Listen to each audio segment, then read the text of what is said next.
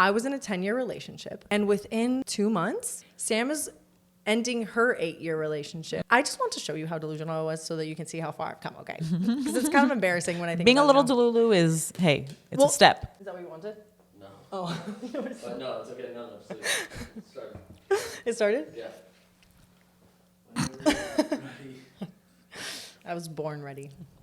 I, on the other hand, was not. But Sam was not going to hear a single word I say. She's only going to hear my mouth noises. That's okay. Okay. Dave, are you chilling over there? David doesn't want to hear what we were going to talk about. I'm starting to sweat thinking about it. Why are my hands so clammy? Okay. Oh my God, literally, it's happening. It's happening. It's okay, Manuela. Listen, let me ground myself in this moment. Everything that we say is our truth. It's making it worse. It's making it worse because I know what my truth is, and it's crazy. It's just we have so many truths, and who knows where it's gonna go. Okay. Look, at least you're wearing a sweater. Like this gonna be like dark black. Dark black. No. Listen, we're gonna take a moment. We're gonna take a deep breath. You are my best friend. You and I have been through so much together. It is such an honor to have you on the podcast. It's been a long, long time coming, wouldn't you say? I would say so. I want to do a podcast. I think initially the idea became kind of a reality, like right out of my relationship. And I think since that moment that I thought about having a podcast, I was like, Sam has to be on it ASAP. And it just so happened, listen to this. It just so happened that we hadn't been able to make it work out. You had been in Florida. I had not been in Florida. It was just for the past literally year and a half. Yeah, like never aligning. And it never aligned. And finally we made it work today on my ex's birthday. And I didn't even realize it till literally halfway through the day today. I was like, no way. That's so ironic. And on top of that, apparently there's going to be like a super moon. Yeah. It's just like the witchiest Tomorrow, things like between 2 us. p.m. Not But like technically tonight, like we'll see a full moon tonight for all intents and purposes. No one's like looking at the moon like there's like a sliver off of that thing. Yeah. It's not full. Like Manuela. ready to respond on the YouTube. On the TikToks. On the TikTok. They're the worst. That's why I said it. Yeah, no, really. YouTube's one thing, but TikTok. But Sam and I have been friends for a while. Sam and I have been friends since. It's funny because I think a big part of our relationship, and you'll find out through our stories, is this like back and forth between us where like we have always been like a catalyst for growth for each other. And I feel like you didn't come into my life until I was ready for growth. I would agree. You know, Same. like you and I had known each other for like a while. Like we had known of each other through high school. Yeah. But we didn't become friends till I was out of high school. Like almost 22, I would say. Yeah. I think I was not even 21. And through somebody else. Yeah. Who like that just for both of us actually like not really super close to that person anymore, but we like remained super close. And I feel like our relationship only got stronger over the years. Yeah.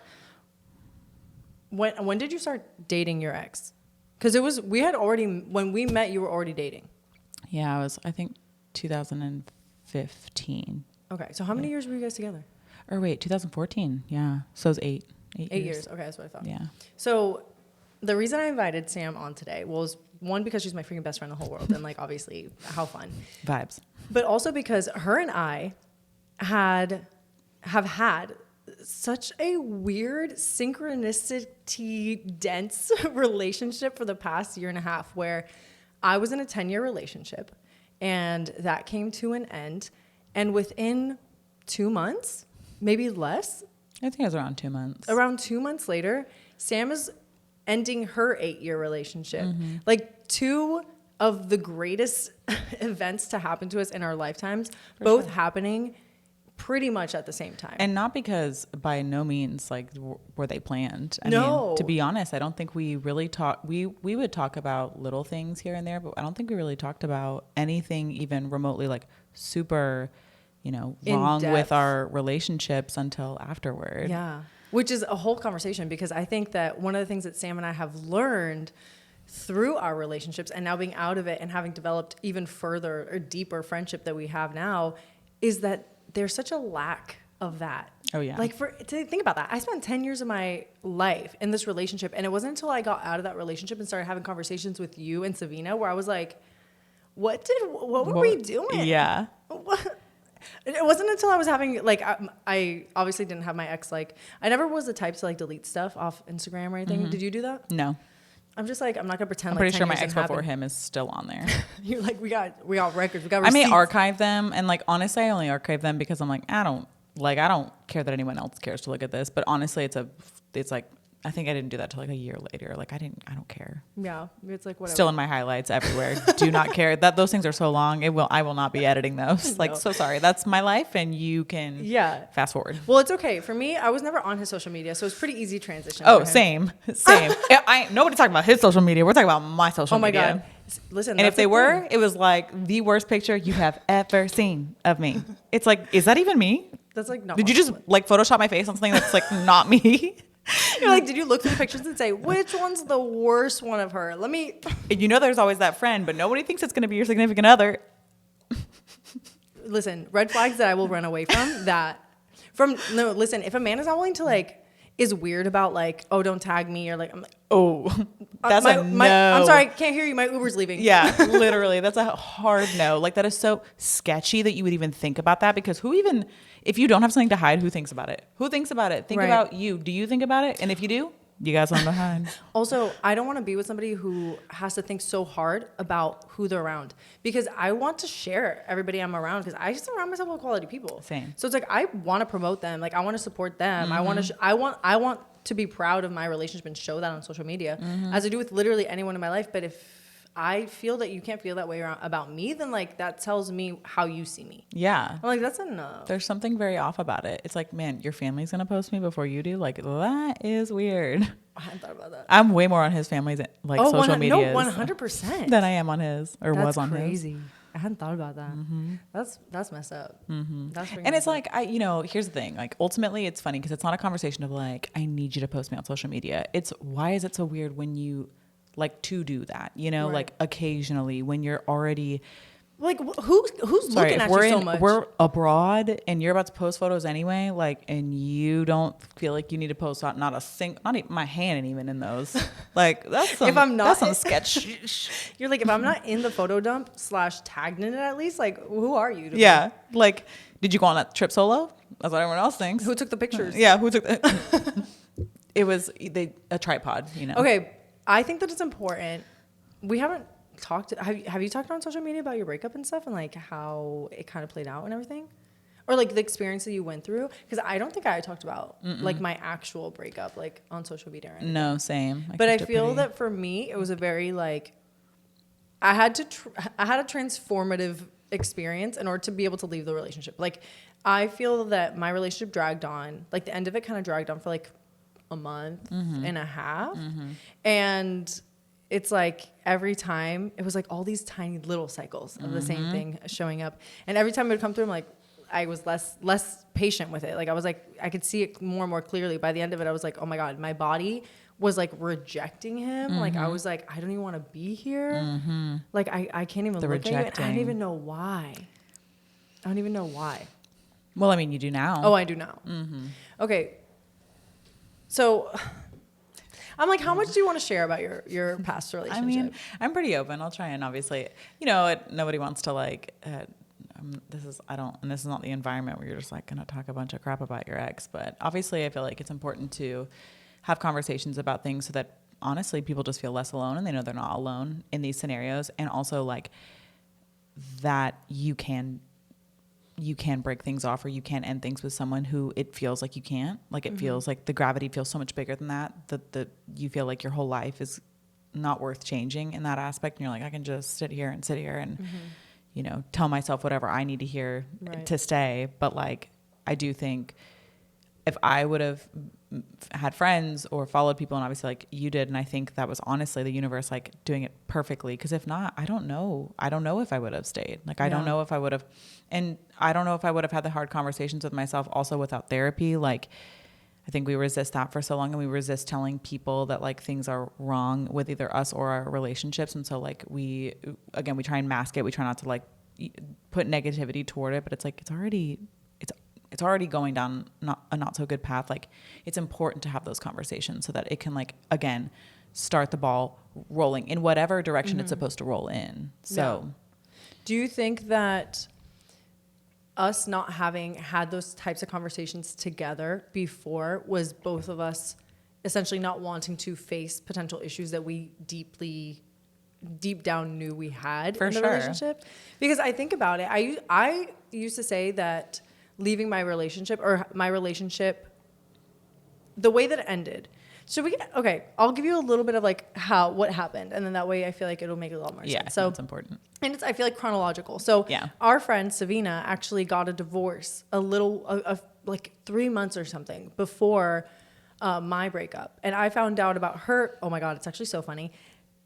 I found out about her divorce or whatever. Like it had to be like maybe a few weeks, maybe like during my breakup, I think. Like is when I came to her and then she was like, okay, well, I got to tell you now that I've been doing this. And my ex, he sent me a scrapbook and like, you know, God bless him for trying. But like, I would have loved the scrapbook within the 10 years, you know? Yeah. But it's really funny because she had her ex also send her a scrapbook. Is that not weird? Man. And I was like, not mine. Like, ooh, that synchronicity's lacking. Should have left a long time ago. You know what? Maybe he did have it. He just hasn't finished it. Oh, wait. But I guess I did get a text message at like 2 a.m. of literally all the photos of me or me and anything. All of them. Okay, but let's think about it. At once. Personality-wise, that is the scrapbook. That is. For sure. For sure. That's the scrapbook. We all got a scrapbook in one way or another. Mine was just very low effort. Yeah. Well, they all were. They really all were, let's be honest. But anyway, moving on. Again, we're not here to... No. We're here to share our experiences. Mm-hmm. In no way, shape, or form do I want to belittle somebody else's efforts. Mm-mm. But I do want to make it clear what my standards are. Mm-hmm. Okay? So, especially when having been given opportunities and blah, blah. I think that's why it's important that we kind of talk about how things ended, because then it makes more sense as to our views on the whole thing. Mm-hmm. So, Savina got out of her relationship. I came to her and I'm like, hey, like I'm experiencing this and this. I don't know. And, oh wait, I should tell you what I was experiencing.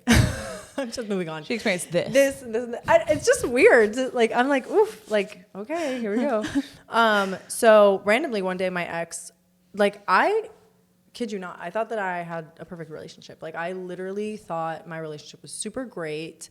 And I felt that it was great because I was making strides in my business. I was doing what I felt passionate about. Mm-hmm. I felt like I was investing in this house. We were remodeling a house together. There was a lot of things to me that for me, I was like, these are signs that we're doing well. Mm-hmm. We always spent every like night together. So it was like great. We'd always hang out. He was my best friend. And just one day it was like really weird where I was like, he's out somewhere. And I'm like, that's strange that he would be out without telling me. And just like, that was like not normal behavior. So I was like, okay, whatever. Didn't say anything. And then it kept getting later and later. Oh, I had texted him like, yo, I'm going to go to the grocery store or something. Like, do you need anything? And he like didn't respond. And I'm like, interesting. Then 10 years. Yeah.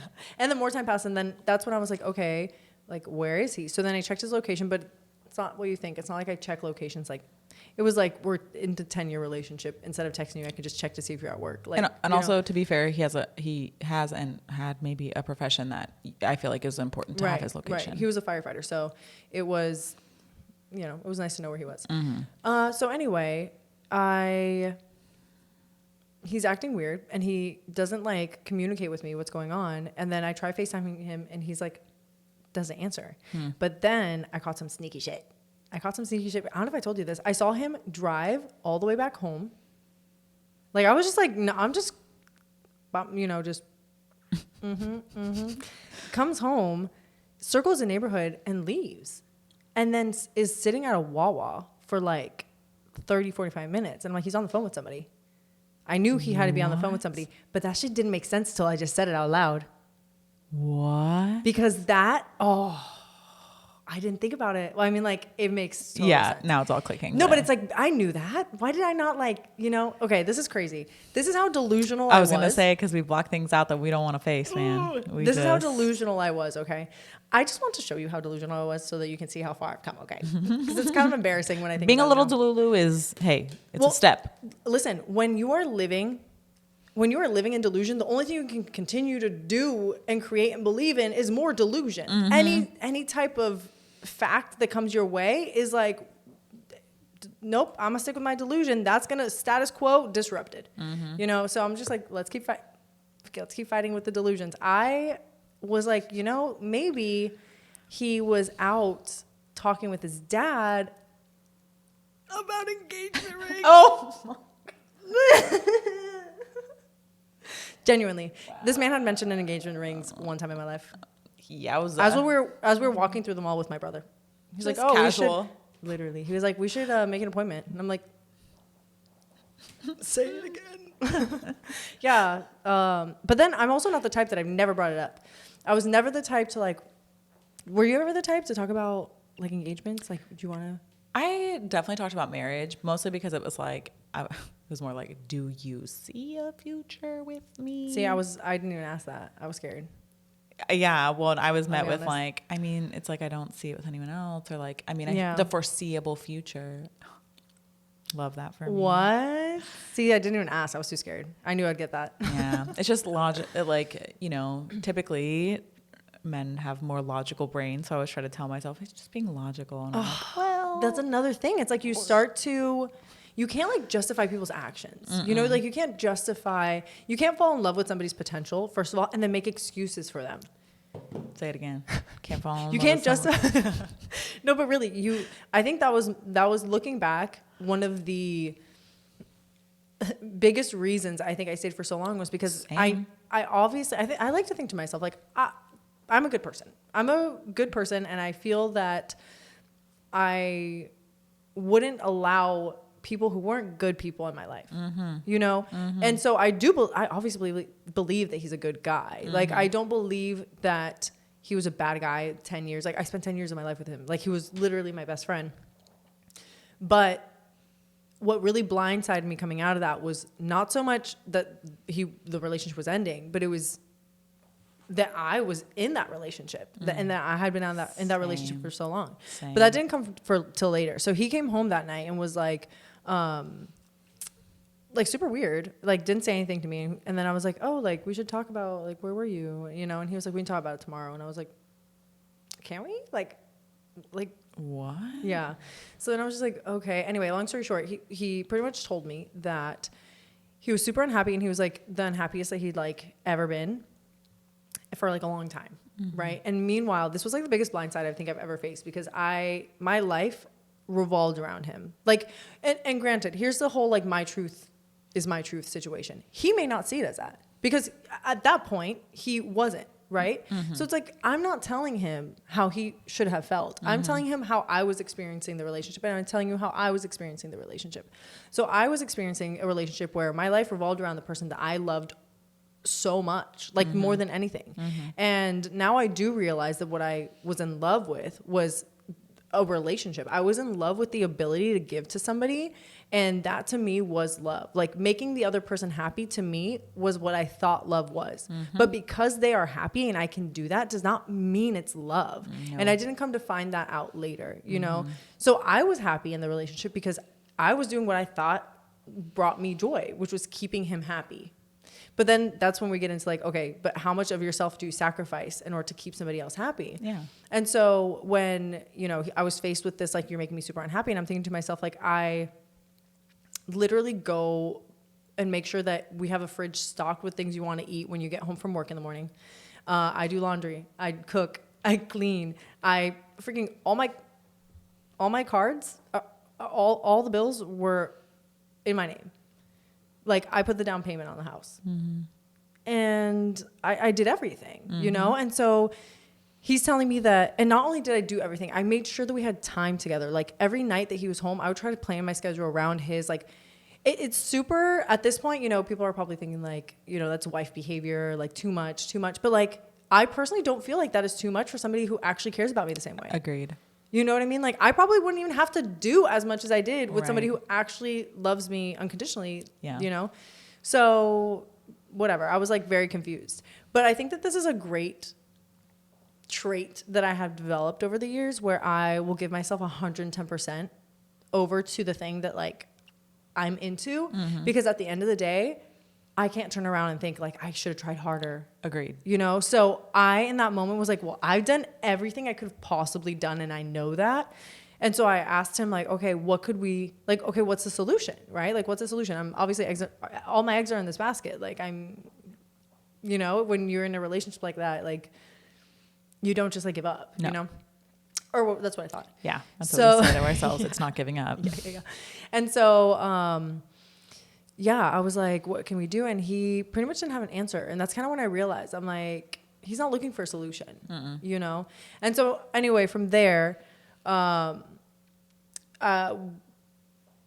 next day, I believe he spent time over at his dad's house, stayed there, and then came back, was like, yo, I learned some things. I want to share them with you. And then I'm like, I don't know if I want to do that. Then he's like, we should try again. And I'm like, you just literally... Oh, actually, no, that's actually before. So he left and stayed with his dad for a week, then comes back, then breaks up with me. Is this like, you're not going to like this conversation. Breaks up with me, then leaves for another week, then comes back again and wants to get back together. Tells me that he went to therapy once. I was kidding. That was mean. I didn't even say that. But like, okay, very short amount of time. Very short amount of time. And a lot of realizations. You know what was crazy, though, about the realizations? It was that he was realizing things that I had mentioned so many times. I'm not gonna lie. But we don't have to go there. I mean, if that's not the age-old tale of like often a lot of people in relationships, and I feel like a lot of women in relationships, I don't know what is. Why do you think that happens, though? I feel like it's like... That's a good question. I feel like part of it is, you know, it's almost like when your mom tells you to do something you don't want to do because it's like your mom. For sure. It's almost like you don't want to give them the satisfaction of like them being right kind of thing. Well, it's a pride thing. It's an ego thing. And like what it all comes back to is ego at the end of the day. No, like they're never gonna. That is true. And especially like, and again, typically men, like they want to be the providers. They want to be the ones that like know what to do and know how to fix things, but they often don't know how to fix their own emotions and don't know how to like regulate all that stuff. And so they don't want to, I mean, and I understand that. I can understand how you wouldn't want to face things that are difficult that you don't feel like you can fix on your own. Like you're so used to doing things on your own that's a really scary thing, but it's a really beautiful thing. And I think that's like what we try and get across. And then regardless, and this is for people in general, it's like having those conversations, talking to people, talking to a therapist, like those, getting to the root of things is just the only solution. It really is, because it is the only way you can let go of things and like start fresh. It really is. Well, it's literally the only way to literally get out of the cycle. Like you have to figure it out, break it down. You have to understand the pattern, intercept it, break it, and then release yourself from it. But if you like can't spend that time, then you don't feel vulnerable enough to do that, you will repeat the same patterns over and over again. And just again, fight delusion with delusion and just keep living in this delusion that someday it'll change, even though you're doing the same things. Isn't that the definition of crazy? Yeah, literally. That's what they say. So at this point, I'm still like very back and forth, right? Like I feel like my intuition hasn't really kicked in, because I feel like my breakup was the literal, like as my relationship ended, my spirituality and my intuition literally, it was like as one left, one entered.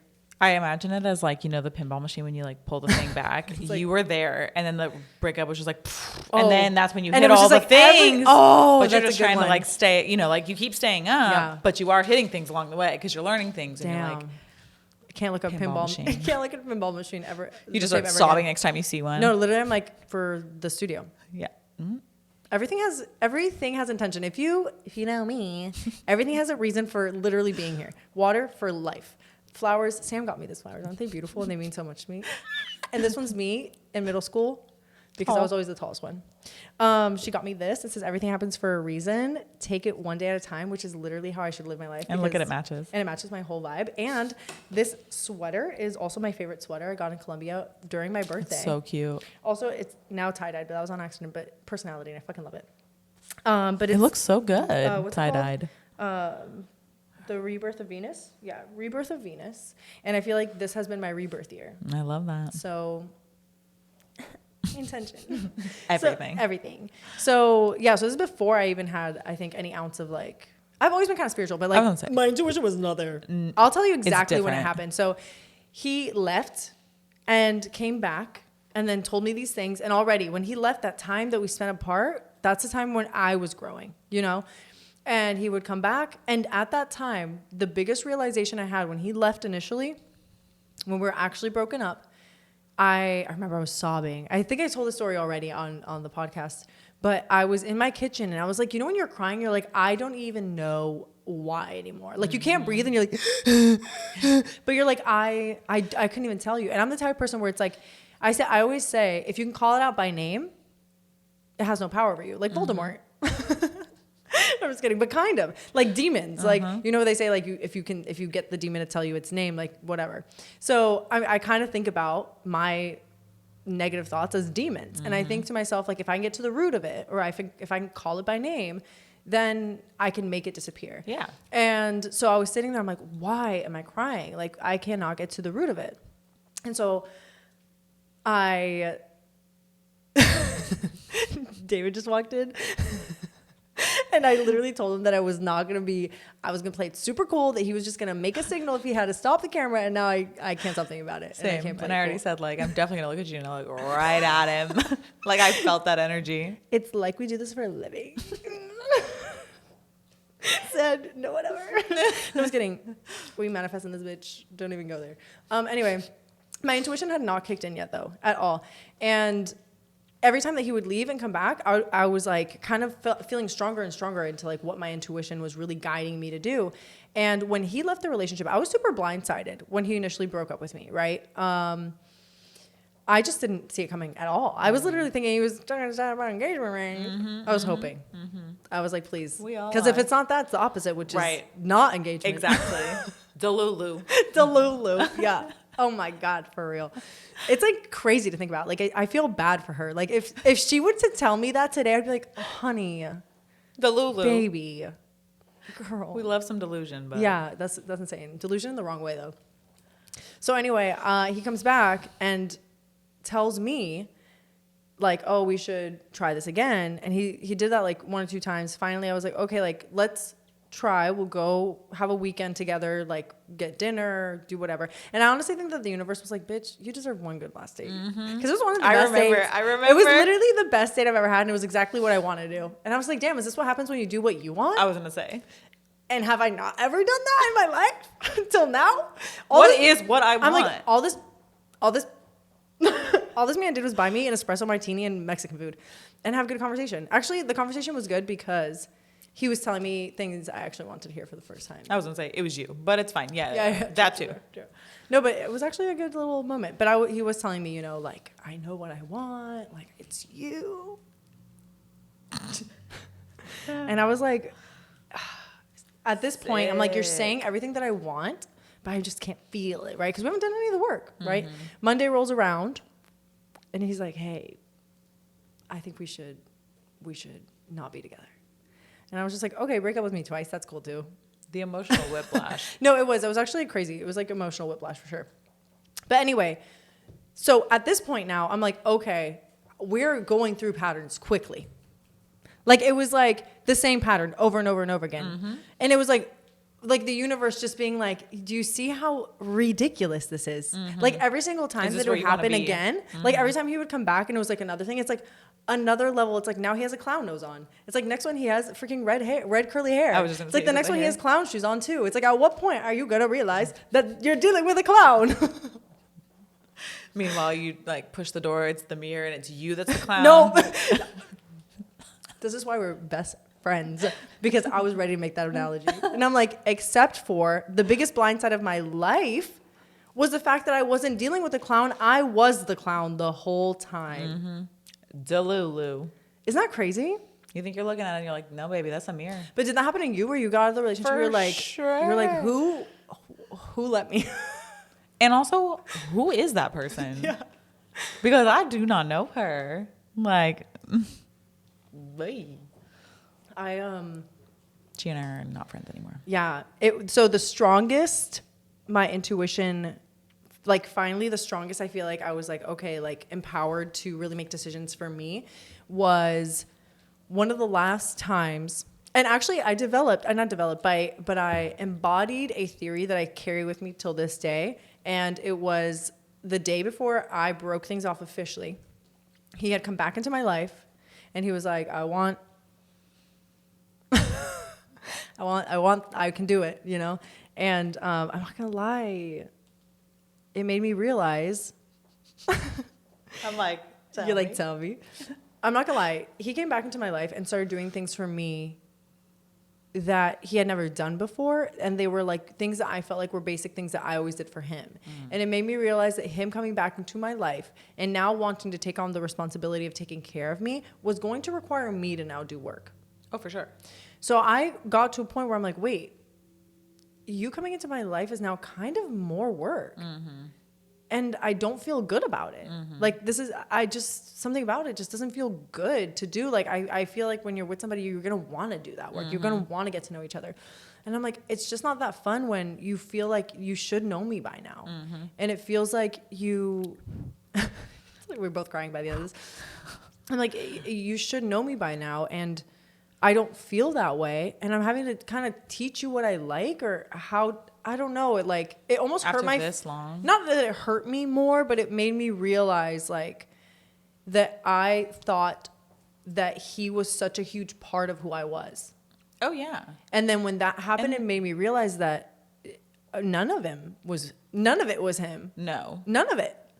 And he was a big part of your life, but not, he was a focal point in your vision, but he was not a big part of your life. But what made you you? Right. And he was also not my only reason for living. No. Which is kind of how I felt. Like I felt like it was like us and then everything. That's how it always feels. Right. Which is like, okay, I obviously want to feel like a portion of that in my relationship. Does. But when he left when we ended things officially, I was telling you about my theory. So my cousin and I had a training session that day or the day before, and I was like really conflicted. My anxiety had gone. When he was gone, I had no anxiety. I was working on myself, realized the biggest blind side that I could have ever experienced was realizing that I attracted this type of person to my life, and I allowed for all of this to happen.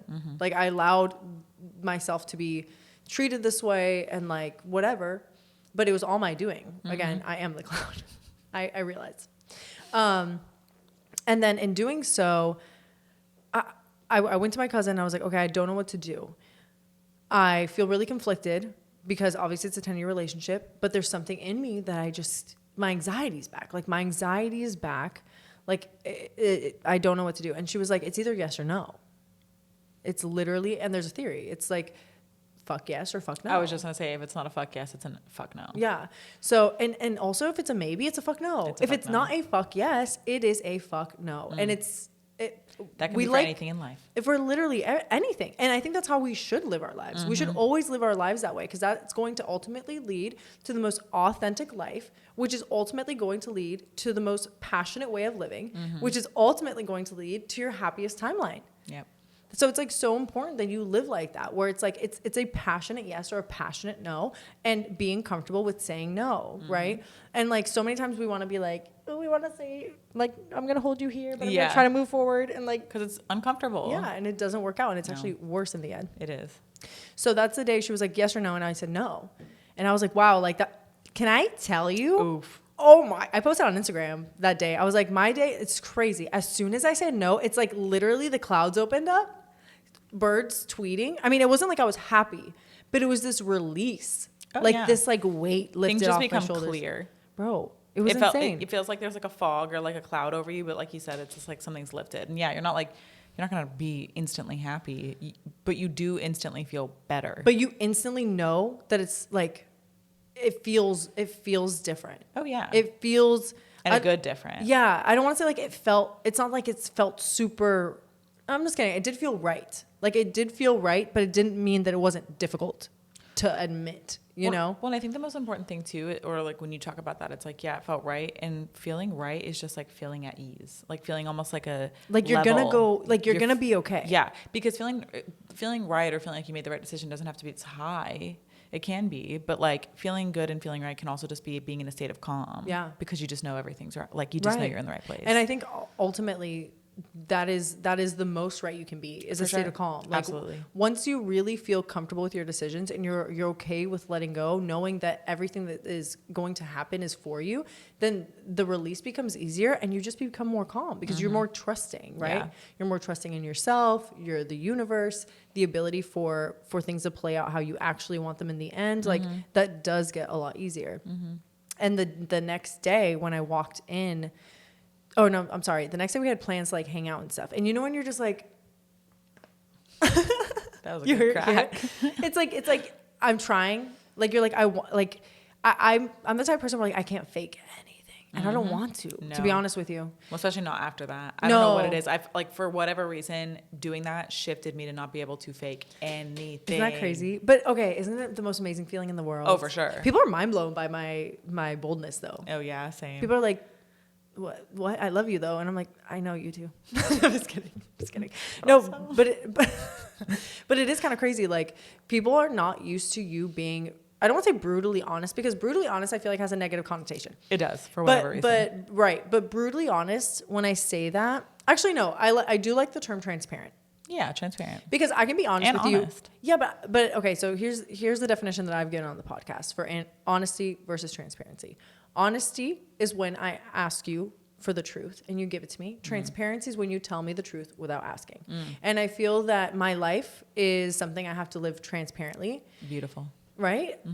Because that lets me be the most authentic version of myself. Yeah. And it allows me to have no fear. Like, for example, I mean, not for example, but the way that I feel around this topic is like, being transparent is almost like being okay naked.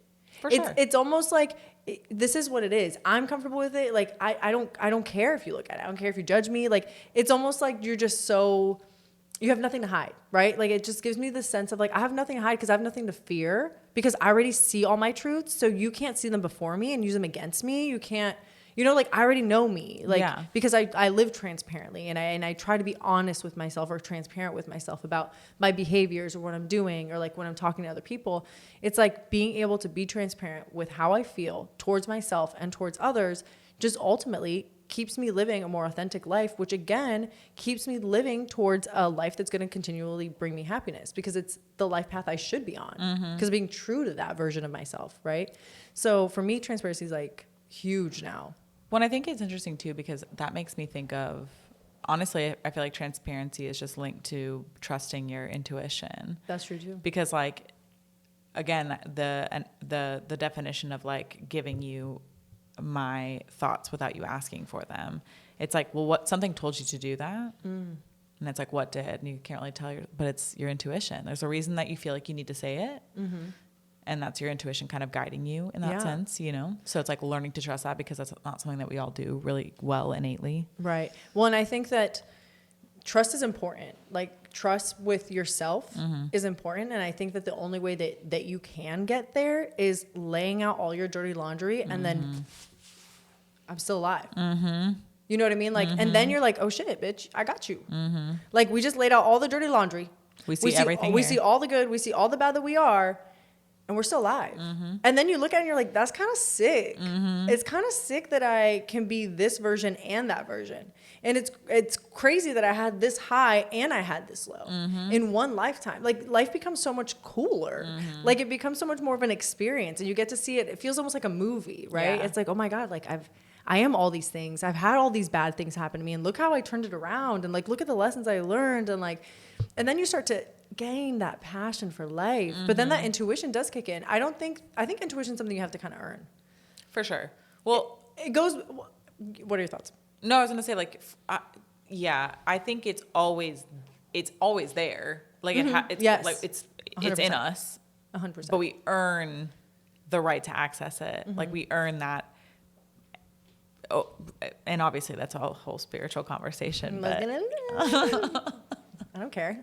It's my podcast. We do what we want. the tongue.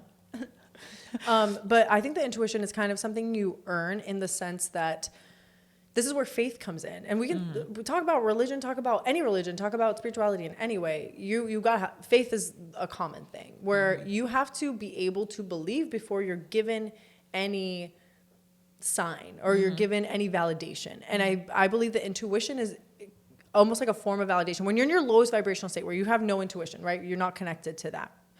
When you're at that point, you have to show that you want to before you have that intuition. Yep. Even if it's subconscious, like you will have something that is like, oh, question something, and then a voice will kind of get stronger and stronger. Maybe you'll do something nice, and that kind of will spark. It takes the tiniest thing, and it could be something on TV. It could be something just a song that sparks, a conversation that you have internally, but. I really think that it's one of those things, the more that you listen to the universe, the more the universe will talk to you. But the universe won't just, here's the thing too, the universe is always talking to you. It's your inability to listen to it. And so it's really you having to, I guess it's more like fine tune your ability to listen to the universe and the universe speak to you. Yeah. But that to me was a huge turning point, was when I started to really follow my gut. And the next day when we were supposed to hang out, he walked into the room, and I kid you not, the way that my body reacted was that, I'm trying to think, did I do DMT after that or before that? That might have been before. It was before that. It was before that. I'm pretty sure it was before, but yeah, it was before that. Because after that, that was a whole nother catalyst that like had me really, really connected with my emotions. But he walked into the room, and my heart, which is so funny, like now that I know so much more about chakras, now that I know about like the heart center, everything, he walked into the room and I could feel this like knot, like it felt like a black fucking hole in my heart. And all I wanted to do was turn away and hide. Like he walked into the room right here, and I wanted to go like this. Like I literally did. I physically went like this, and then we had the conversation, because again, I was like, the longer I stay in this delusion, the more I create more delusion. So I was like, how much of my life, every single moment is so valuable. Like when you really start to think about it, every single moment is a gift that you don't know, that like you will never see it again. We are all sharing this exact moment at the exact same time. There's no way for you to know how everybody is experiencing this exact moment, but this exact moment is experiencing all of us at the same time. That's crazy to me.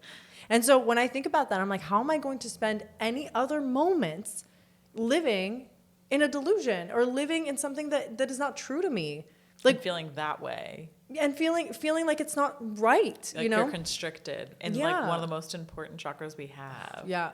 And so I was like, whatever, I ended it there. But that was the first time that I was like physically I felt it. And talking about therapy was really big for me too, because my therapist, which you guys probably have met by now, Sally was the one who we started talking, and she was like, girl, you have a lot. Like she made me realize like how much more spiritually in tune I really was than I realized. And two, she kind of also helped give me permission to listen to myself in that way. So I feel like when those things started happening, I was like, oh my God, these are sensations that like I've had. I just never like listened to them. Right. Cause you want to be like, no, you justify. If you give your brain a split second, it'll literally create stories around anything you want. Literally anything. Literally. So it's like we can justify anything and talk our way out of anything, or talk our way into anything. But that was like really big for me. And then from then it was just, I ended things, and from then on out, it was like working on myself and literally focusing on being the person that I wanted to attract, because I did not want to settle for anything that I thought I couldn't be for somebody else, because I know that I can be so much for someone. I know that I could do so much. I know the type of life that I want to create, and like how great of a life I could create with someone. Like I'm not going to settle for anything less than that, because again, every single moment now is just so incredibly valuable to me that I'm like, I can't sacrifice that. I cannot sacrifice this heaven on earth that I can create for someone else's, feelings or delusions, to be honest with you. But that to me was like a huge catalyst. And that kind of got me moving a lot more into like my personal development, a lot more into like my therapy, a lot more into like just growing as an individual, again, trying to become somebody that attracting the people that I wanted to my life. That caused a lot of shifts in my life. And then around this time is when you ended up breaking up with your ex. Honestly, I gave you props because for you, I feel like it was so much more your decision. Because for me, it was kind of like back and forth, back and forth. I got plenty of opportunities to do it, kind of. Yeah. But for you, doing it on your way up to Atlanta, the car was crazy. This girl. Sometimes you just know. Like, it's just like the universe didn't say it was going to look pretty when you did it. That's true. They just said, you know what you need to do. But it was kind of great because then you had to conversate. You had to. Oh, yeah. I mean, sort of. Like, I conversed. I don't know how much that was reciprocated, but I mean, it gave us at least the opportunity to. Like, it definitely opened a door for that to happen. And like, if he was going to care that it was happening, that would be the time, because we are trapped in a car. We have 2 hours left. You're like, we had 2 hours on the clock. Baby. Yeah, 2 hours on the clock. Let me have it. And then it was just silence, and I'm like, sick. You're like, I love this for me. What made you actually break up with him? Like, what was like your final straw? Yeah, so it's the same idea where, like, obviously, like, I don't think he's a bad person. I just think like we weren't well matched. I think a lot of it, like, over the years, obviously, like, you know, a lot of the details, there was a lot of things that just, I constantly felt like I was the one, you know, it's important that we compromise in relationships, and compromising is like meeting in the middle, right? And that's what you do for partners. And sometimes you're not going to. Sometimes someone's going to have to meet someone at 100 and vice versa. Like, you won't always be able to compromise. But for the most part, like, compromising should be a pretty big staple in relationships, especially if, like, you have different opinions on things or want different things. And I just started realizing, like, I was constantly compromising my boundaries and compromising the things that I needed to make him feel more comfortable. You know, he worked an awful lot and was only getting busier over the years, and there was just less time to dedicate even mental energy to the relationship. And so it was just kind of exhausting to, again, feel the same way where, like, you cook, you clean, you do all the things, you make the home a home, and then you dedicate, you know, a couple hours at the end of the night to spend with them. And, you know, for my partner, it just really checked out typically as a person. You know, we weren't really connecting in that time, and he usually wanted to do something different or play video games or whatever it may be. And again, that's just who he is. There's no issues with that.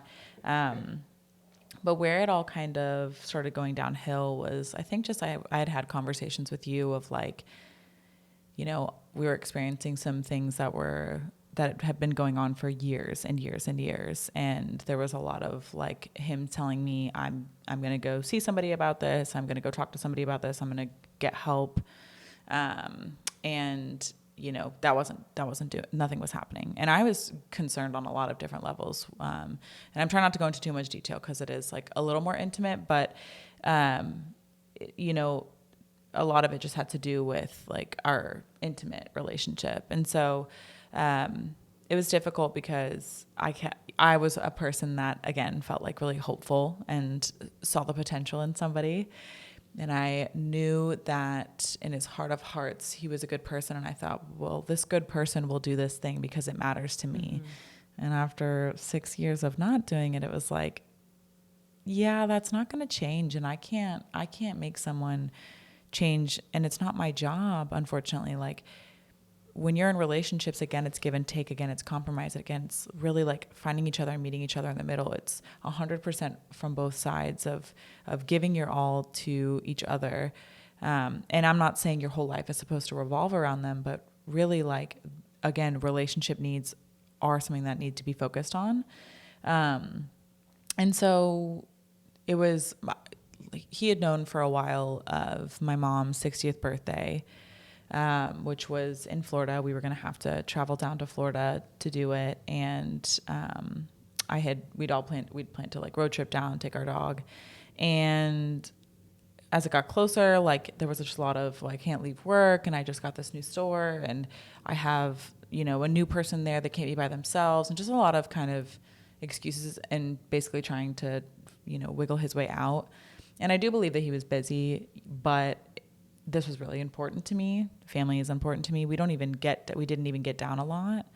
And so this was huge. And I was planning this party. Like I was putting it together. My dad was helping a lot just because he was on the ground in Florida. So obviously he could do a lot of like the, you know, catering, that kind of thing. But I was like planning it out and decorating and doing all the things. So it was the night before we were supposed to leave. And he basically told me like, there's just no way that I need to stay at least one day. Like I can't go with you tomorrow.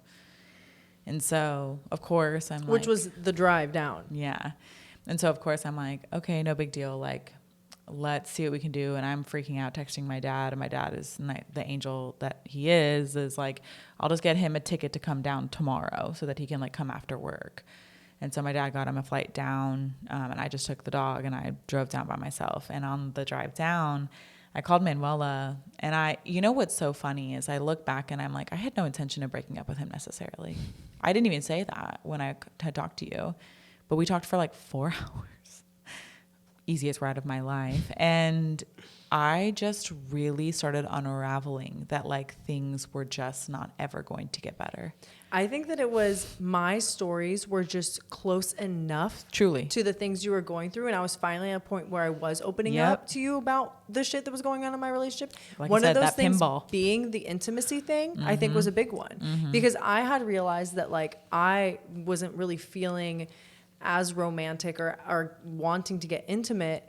And then when I got out of that relationship, I realized that it was just the energy I could not withstand. Like I just didn't feel attracted to the energy that was between us. And it makes sense now, but I just, you know, and so I think also we were discussing that. And I think that was a big point where it was just like, if it's not gonna change, it's not gonna change. Yeah. Like there's things that just, how are we waiting for it? Well, it had gone on so long that, you know, again, if something wanted to be done, like if he wanted to change something, he would have, especially after 6 years. So to me, it was just like, this is not ever going to change. And can I live with this? And you know, what's crazy is I like DELULU. I fucking actually thought I maybe could. Like I thought, it's okay. I don't need these things. I also like the delusion of like, he had showed me rings within the first 3 to 4 months. Oh yeah. And he showed me rings that were, I have never, so I'm not a person that like, I love traditional wedding bands. They look beautiful. And so many women just like, they look so good on their fingers. But I was always like, I want something a little different. Like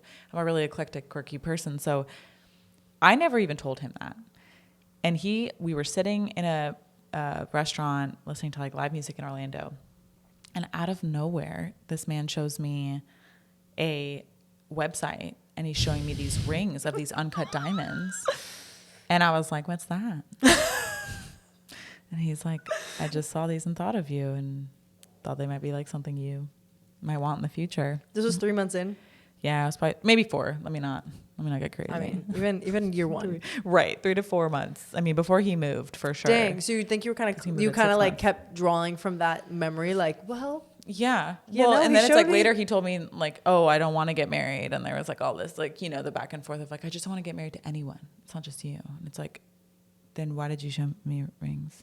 Like, what was your point? What was that? Was that a pretty, like, even though you said, because like, I'm not going to obviously get into the conversation, but it was an engagement ring. Let's put it that way. But yeah, so it was that. And it was like, he's not ever going to want to get married. And I kept telling myself like, that's fine. And it is okay. I'm not saying anything's wrong with not getting married, but it was like, I actually never even saw some crazy elaborate wedding. I always wanted to like elope and have a huge party. And I'm like, I shouldn't have to say no to that because the right person will want to do that with me and for me. And even if they don't really love it for themselves, even if they have had childhood trauma around marriage, which if you've had childhood trauma around marriage and divorce, just go talk to someone. It's really, really helpful. like, I don't know. A therapist. They're great. Honestly, there's so many. I want to do an episode on like, there's more than just therapy. Like, there's so many things you can do that are not therapy, but like that would like help people. For sure. Like literally just reading books sometimes are great. And having you can do it in private. Nobody even has to know about it. Right. And even having appropriate conversations with the right people. They don't even need to be a therapist, but it's like also being vulnerable with your friends. Good friends. Yeah. Step one. See, it's like every time you say something, it's like, no, we got to keep going back because it's like, you can't just be, yes. Okay, here's the thing. You can be vulnerable with anybody. But you also have to understand that you're going to have to also learn who you can be vulnerable around. And that might cause people to fall out of your life. and that's okay too. But again, ain't lost. That ain't lost. Yeah. Again, this always is always. This is also the Manuela method. So you have to understand that to me, everything will always just come back to you. So it's always going to come back to you. When you start changing your energy, when you start changing your frequency, the things you're saying, how you're acting, you're going to start to attract and reject or reflect, or what's the word, like push away. Deflect people who aren't at that same frequency, who don't understand it, and it's very true. Yeah. And then it threatens some people because, like, for example, Sam and I had a situation that happened close enough where we were kind of supportive and empowering within our friendship. Like, it wasn't such a big gap where one of us had to be delusional and kind of would lose the other. Does that make sense? Yeah. Like, if I was still super blinded in my relationship, then I wouldn't have understood why you got out of your relationship. And I don't know if would have been friends with you because I don't know if I would have seen your side. Like, who knows? For sure. But realistically, that's how it is. Like, we cannot see in others what we don't see in ourselves. Yeah. So for us, our situations were so close that it kind of like, what if, like, it sparked that same thing. That's why I brought up Savina. I think that Savina getting out of her relationship sparked it for me. We're like, okay, well, things can come to an end. Like, that's a possibility now. You give me a thumbs up. All right, ready? Possibility. So that was a possibility, and I have no idea what I was talking about. I'm sorry. Savina opened you up, like the divorce opened you up to like. So realize yeah, that's a yeah. possibility. I just love messing with David. Honestly, He's like, damn it. it's just like, it's real life, and I'm tired of pretending the podcast aren't just that, you know. So it's like whatever. But Savina did open me up to that possibility, and I think that, like what we were saying, you kind of get, if you're close enough. Okay, this is the visual that I have going on in my head. It might help you out. So we have different frequencies that we can be at, right? And so each chakra is also an energy center. Each energy center is associated with a different frequency. The lower the chakra, the lower the frequency. The higher the chakra, the higher the frequency. The higher the frequency, the more connected to the universe, the more abundant, the more capable of manifesting you are, the more in tune with yourself, the more authentic. Like, there's a point at the top where it's like you can't have an ounce of I don't know what to even call it, like, of dark. You have to be full light at that top. Like, you have to be so in tune with yourself and so accepting and so go with the flow that there is no room for the negative traits that kind of filter through at the bottom. Yeah. And so if you're too far, let's say like you're at the lowest level and somebody is 2, 3, 4 levels up, you're not going to understand each other. And it won't last. And these are the types of people. Friendships, whatever. Like, it doesn't matter. Nothing. These are the people that you like get into a fight with in like the parking lot, and they like want to fight you over like the parking spot or something. Yeah. You're just like, have it. we're spinning on a rock. You're right. You can have it. What's the point of this? Yeah, like, those are like the people on the lowest vibrational frequency are the ones who don't even have any ounce of wanting to get out, because again, they're in their delusion where they're like, they're victims to everything. So for a victim to then see somebody empowered getting out of the relationship, that's not going to connect. No. So for us, it was like we were just so close that it was like Savina went through it, opened up my eyes, opened myself up to possibilities. Then you came around and I started talking to you about these things, which opened up the possibilities for you. And it's like this catalyst of like growth that happens when you're able to open up with women and have these conversations and feel that sense of community and like oneness among us. Like, that's when I really feel that my ability to love unconditionally was the highest, was when I was in conversation with 2 other women who were also on a self-loving journey and really putting in that work, because we were both just, all 3 of us were just empowering each other and learning from each other. We would have like 3-hour FaceTime conversations and we would just be like, updates, give me the boy updates. Yeah. Like, who's with who now? Who's not with who now? Yeah. What's going on? Yeah. It was so fun. It was. It was literally like high school. What I never got in high school, but I got it when or like college. I never had like a college, like. Oh, same. Like, we were in relationships. Talking to people. Yeah. Well, and because I think it's like you said, like, I think to myself, like, yeah, I never really had that. And it's like, no wonder, because you surrounded yourself with people who were there. Like, you were surrounded yourself with people who were at that frequency with you. And it can be so difficult too when, you know, I don't think people realize like how important it is to have somebody who, like, we all talk about the devil's advocate, but really someone who is intentionally like trying to see things from both sides, from all sides, because there can be multiple, right? that kind of friendship is just unmatched, because as much as we need our friends that are going to be like, that motherfucker's a piece of shit. We need friends, what we need more of, like, because you need that in the moment, right? Like when you're bawling, crying, and it's the worst, and it's like the initial breakup, and it's like, He was nothing. right? Like you want the ice cream, you want the friends that are like, yeah, he sucked, like. But what we need in our growth journey is just not that, because that doesn't help you grow. It really doesn't. And there is a need for both, right? But that it is so, you don't realize, I would have never been as connected on a spiritual path and on like to the universe without my friendship to you. And that's just the truth. Like would I have broken up with my partner and gotten to where I like am now? I do believe so. Not necessarily from a spiritual or a mental standpoint, because a lot of what it was hard conversations that made me reflect. And sometimes it's really hard to have hard conversations with yourself, at least before you get to a certain point.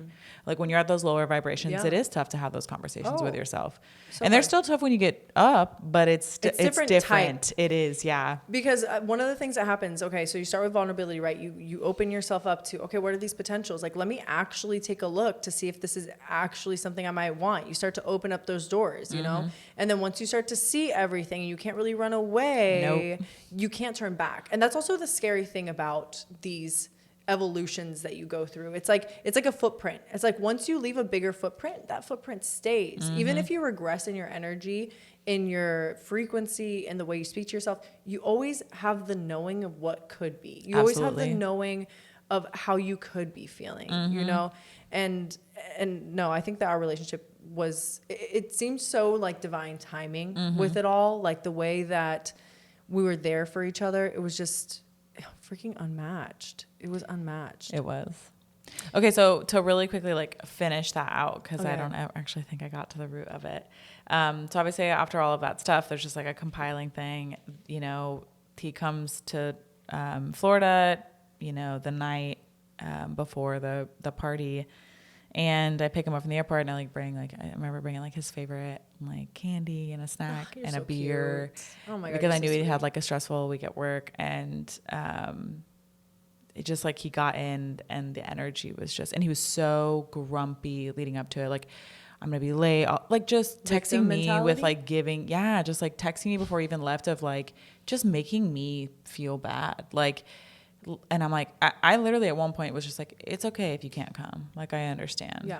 And he's like, no, I'm going to come. Like, okay. Well, and then stop making me feel bad about it. I was going to say, that's one of my red flags now. It's like this, like gaslighting. It's like, I am made to feel bad for your feelings. Like that you can't come to terms with. I didn't sign up to have that many stores and have that much stress in my life and not be able to like balance my life. I didn't make those decisions for you. Yeah. So regardless, cut to the next day. It's my mom's birthday. I'm like spending all day setting up, and of course I need help. And he's like, I'm gonna go hang out with one of my friends, and I was like, all right. And he's like, it'll only be like an hour, and I'm like, okay, that's cool. While you're out, can you like grab the balloons? And he's like, I don't know if he'll want to stop. I'm like, can you just ask him? And he's like the sweetest person, so of course he was like, yeah, of course we'll get it. So anyway, party happens. It was also really big for me because it was my whole family. So like he'd never met my mom's sisters, like my aunts and that side of the family. And my mom's sisters are important to me, and especially one of them I connect with really well. And so like she was a really important person for him to meet. And just like all her friends, like it was important. That was a huge birthday. It was a huge milestone, and it mattered to me because he'd barely, he hadn't met my family. And it just didn't feel like he was there. And again, just the attitude toward the whole weekend was just not good. And of course, constantly checking in on work, and I understand that. But just that was a constant. And even in moments that were really important, he wasn't going to be able to step away. And that was just a huge eye opener. And so the next day we left to head back home, and I had also like previously in the year before this had really developed pretty bad anxiety. I had like my first panic attack and didn't really know why, because it truly came out of nowhere. Like one day the first one, was, I think I was headed up. No. You were driving? I wasn't. He was. I think we were headed up to our friend's wedding. It was actually his best friend and his wife. Interesting. And I think not until later did I connect like that this like wedding was probably giving me anxiety, and just being around certain people were giving me anxiety. For sure. But I mean, it was crazy. I thought I was dying, of course, because everyone, if you've had a panic attack, is like, you're having a heart attack. And so I was in therapy for, my anxiety, and it had seemed to kind of get worse. It spiraled into kind of more looking like OCD. And so it was just like kind of a mess. And it was so strange to me because I'm like, I've had stress and anxiety throughout my life, but this was different, and it just smacked me. Like I did nothing in theory, nothing. I mean, truly, like when I look back, I'm like, I have no idea why it started. You know what's crazy to me is that since my relationship ending and focusing and making it my literal life goal to be in tune with myself, have I come to realize that so much mental health is related to living inauthentically. Mm-hmm. And when I say inauthentically, I feel like there's a not taboo, it's just overused because people are like, be authentic online. But it's like when you are creating from a place of authenticity, it's that naked feeling. It's that like, I have nothing to hide. I can be present. I can be here. You have nothing that you can use against me. I don't need anything from you. But that's not everybody's case. Not almost none of us are living in that fully awakened Truly, state. almost none of us. And so much of that manifests as anxiety and depression. For sure. Because again, we have to remember that anxiety is an alarm system. Anxiety it's an alarm. Yeah, is an alarm that goes off when something is going to hurt us in some way. Something comes close to our fears, and alarm's going off. It's like, girl, it's gonna hurt. It's gonna hurt if it touches it. Like truly. It's like right there. And it just builds. Like eventually, it's like, I think anxiety, especially like having a full blown panic attack, is like your body's way of like, it's gonna come out. It's like you have to release it. They're not going to let you. Yeah. It's like, we've been telling you for a while. So since you're not really recognizing what's happening, it's going to be like crazy. Physical. You are going to feel it on a lot of levels. Which is almost like a beautiful thing if you think about it, because the way I look at it is everything is love. Everything comes from love. So your anxiety, your depression, your panic attacks, these are all things that are protection. This is your highest self, your body, everything, the universe, all of it. It wants the best for you. It wants to be safe. It wants you to be in a place of love. It wants you to be safe. For sure. So these things come off as like they are the enemy, when in reality it's our body. I always think of it as like an overprotective mom, like putting on extra sunblock and being like, don't go near the zinc cars. on your nose. Yeah. Love that. So it's like when you have these anxieties, first of all, everybody, what does everybody do? Like, we want to run from it. Oh yeah. And I always say, if you're willing to sit, if you're willing to sit in it, remind yourself that you're still alive. Remind yourself that even though your anxiety makes you think or makes you want to feel or makes you feel like this is it, ground yourself in the moment and lean in. Yeah. Ask yourself questions that are going to get you closer to make that alarm go off more. Yeah. Because the thing I remind myself is that truth exists whether I come face to face with it or not. Mm-hmm. I can leave it hiding in the shadows again. I can leave it nameless. But if I can get to the point, if I can follow the alarm, because it'll guide you straight there, the louder that alarm gets, the closer you are to calling it by its name. If you can get to that point where you can see your anxiety and say, it's stemming because I'm going to be in an environment that I don't feel comfortable with. Mm-hmm. From there, things will unravel. From there, more questions, right?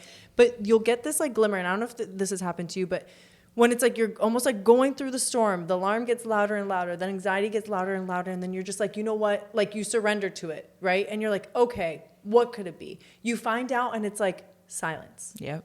It's like the eye of the storm kind of thing, where it's like you still got work to do, you still got to figure it out, but it's like you honoring yourself in that moment, you honoring what your body has to say to you, is such a like force into alignment. For sure. You know? Well, and what do we say all the time? It's like resistance is persistence. So like when you stop resisting and you just let it and you stop fighting it, stop trying to figure out what's happening, like let it happen, it goes. It just does. Like, and it's actually interesting as a side note, like with OCD, one of the most successful therapies is exposure therapy. So you're being exposed to the thing that's like scaring you the most. And it's like, it's a reminder that like we can do that. Like I remember Actually, no, if you think about it, if you think about it in the terms that we're just discussing, that's why I said it. That's I was crazy. like, how weird. That's funny. And I remember like learning that from my therapist and thinking, that's insane. What? Like, because Like, some we're not people's supposed to OCD run? have to like, it's physical things and they're Right. harmful things. And so, but you can face them because you're not, your body is trying to protect you. Like you're not From a nothing- psychological truly, evil. like it won't let you will not do anything bad. Nothing bad will happen. This is, it is your body is going to protect you. Your mind is trying to protect you. And sometimes it just gets a little crazy when it tries to do that. And I think that's also a conversation we can get into where it's like ego, right? Oh, for 'Cause sure. it's like that is the thing that is protecting us. Oh, for sure. And like the thing with ego, and this is something that I came to learn later with the work that comes after the little bit of clarity. But ego loves you. It loves you so freaking much that it doesn't want anything to happen to you, including anything to change. So you will stay in Does not like ambiguity. you will stay in a somewhat toxic situation because it is predictable. Oh yeah. So your ego rather Yes. keep you in a predictable setting, Yeah. even if it's not good for you, but because it can predict the outcome of survival. Yeah. It says, yeah, but did you die? Yeah, Let's do it again exactly. tomorrow. Right, exactly. And then that's when the delusion starts, right? That's when we start saying like, okay, well, we can live without a wedding. Yeah. Okay, we can, I can settle for a small thing. I don't need a gift on Valentine's Day. Yeah. We don't need to do anything for Valentine's Day. Yeah, literally. You don't have to call me your girlfriend. Right. It's just like all these things. Yeah, like, you can call me your sister. That's fine. like it's totally fine that like my gifts show up late, even though my birthday's the same day every year. It's totally fine. Like all those things are totally fine. Yeah. But and ultimately, so like got to a point where I brought up the anxiety stuff because that was important because I was going to therapy and I was realizing like, oh shoot, that It's more than you bargained for. I know this is beyond anxiety. I am now learning about like inner child issues and where I'm at with my partner, and that's just not happy. And then it was literally, I remember saying to her before I'd gone on the trip, like my session before, I was like, and I again had not planned to break up with him then, but I was like, my whole life is about to change. Everything I know. That feeling, like I can feel this when you're saying Everything that you know, and that is like I'm going through it. it's like it feels like the biggest thing that you will ever take on when your lives are that intertwined with someone, and you know that the right decision is to part ways. And that is it feels like there is no way you can do it, but on the other side of it, you have no idea how beautiful it actually feels and what it also feels like to be yourself again, because Lord knows that when we stay in these relationships, we have no choice but to lose ourselves. Wow. We what have a no powerful choice but statement. we don't. I mean, you stay in these relationships that constantly like chip at you. There's, and this is not demonizing any of our partners. This is us. This is us staying, knowing that we are not happy. Whatever our partners choose to do, because they're not happy too clearly, that's not on us. But what we do, we lose ourselves by constantly taking the bark off of the tree and just being like, it's okay, I'll survive. And then eventually we're getting into like the wood, the thing that supports us. And it's like, at what point? Right. Where's the support? How are you going to stay up? Like, Right. so regardless, that drive home, just a lot of things back and forth, but it was like a mushroom. I think I told you this. It was like, I said like something about the weekend and how the weekend had been such a problem and there was all these issues. And then it was like, do you even really care about like family that much? Yet like you want to have a child. And I'm trying to like reason all this. I'm like, you don't even talk to your family that much. And I'm like, family matters to me. And like, we're older and this is like important that we spend time with them. And then it was like, you're always going to be working and this is only going to get harder because you want to take on more stores. And again, and then I'm like getting to like the intimacy issues. I'm like, you don't have plans to get help, do you? And at one point he even said like, I just don't, like constantly was just like, I just don't want to, and he was scared. And I understand that, but it was like, I have to remember I'm dealing with someone who doesn't care about anything other than really themselves. And that's was the truth at the time. Right. And then also, well, I want to touch on like how beautiful it can be, But before we go there, we also have to keep in mind, like something that you and I keep in mind is like when we got out of the relationship too, it's like as much as we're going through stuff, they have the same amount of stuff. Whether they choose to go through it or not is up to them, right? And so that's tough too, because we can look at his situation. Obviously, we're not gonna like dissect him or whatever. No. But like at the same time, it's like you do want to be a healthy individual. There's Yeah. absolutely no way that you don't want to be a healthy individual. So it's like, then realistically, why would you not? You know, it's like, because you're not living authentically with your reality, what you actually want, you know? And it's like, who knows what that could have been, or what other areas of his life he needed to work on in order to be able to be happy in the relationship with you. But it's one of those things where it's like, you can see the delusion now taking place in the other person's decisions because you're stepping out of it. And now you're fighting things with fact. And you're like, this actually doesn't math. It doesn't. Like, this is actually not adding up when we talk facts, which is, we're not getting older. We've been in this for this long. This matters to me. That's Your not actions going to change. have not your reflected anything of what you said. And I'm like, that is all fact. Yeah. So from these facts, we can now make decisions. And you saying that you don't want to be a healthy individual there's so, like, that seems like a lie. Yeah. You know, like that For seems sure. it seems like something you're telling yourself. For sure. Maybe I'm wrong, but it's like, you know, Yeah. there's just, everybody has stuff to go through, and it's For sure. choosing whether or not to go through it. But it is I think, okay, somebody asked me, oh my God, actually, you guys know, if you guys watch the old YouTube videos, I did talk about him. Well, I didn't say who it was, but he asked me at the beginning of the year, like during New Year's, he was like, what was the best thing and the worst thing that happened to you this year? And I was like, my breakup. Oof. And he was like, as good or bad? And I was like, both. My relationship ending was the worst and the best thing that has ever probably happened to me my entire life. And there's such a beauty behind that. Like, I don't want it to just be beautiful. You know, like, I want it to also, like... It's not supposed to be. It's the beauty also validates all the pain, you know? And that's why it's so beautiful when you can be transparent with yourself and say, like, I was in the trenches crying every day in my sauna, listening to personal development books, just crying to the universe, like, help me. I don't know what to do. I don't know where to go. I don't know how to feel. And it's like, you get to a point where you start to fully invest in your journey. And then you start to build this passion for the journey.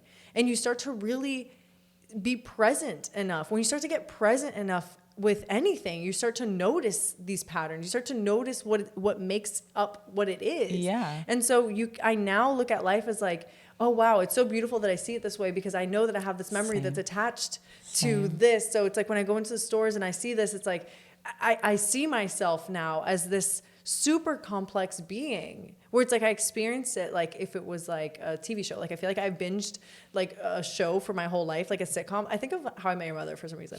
I feel like my life is like How I Met Your Mother, and then I see things and I'm like, oh my God, that's like episode 54. Right. You know, like remember in episode 54 when that came up? That's why she's talking And about that you the can look at Slurpees. it that way. Yeah. Like that's how you can. That's how detached you are from that. Like, and you Right. it's still a part of you. Oh, but of course. you're detached from it, and The you're way- detached from the way that it made you like hurt or Right. whatever. Right. And the way I describe it, somebody asked me, like when I got out of my relationship, they asked me how I deal with the good memories. And I was like, that's a really interesting question. And the way that I deal, because obviously I feel that when they ask me, they're thinking bad memories you can kind of like get rid of. You can still hear me, right? For some reason I couldn't hear it. I'm like, God forbid. I have like a trauma of like the mic going up, like fever dreams, like wake up in night sweats. There's no audio to this. You knock on some wood right now. Anyway, I'm sorry. I just got off track. Where was I? Oh, no. Now my brain's not there. Hold Hold on. on. We got this. Someone asked you. The good memories. Yes. How and the bad, how I like handle like the good memories, right? Because I think everybody wants to like ultimately be able to balance like, okay, you don't want to throw it all away, but then you also kind of feel shitty. So you don't want to like cling on to good memories. I think it's hard to balance. And the way that I would look at it is it's like you're putting them in a picture frame. It's like you have an art gallery and you have these memories on these little like pedestals, right? On these little podiums with a little light shining on it. It's a cute little moment. You can walk up. You can walk up whenever you want and you can visit with that memory.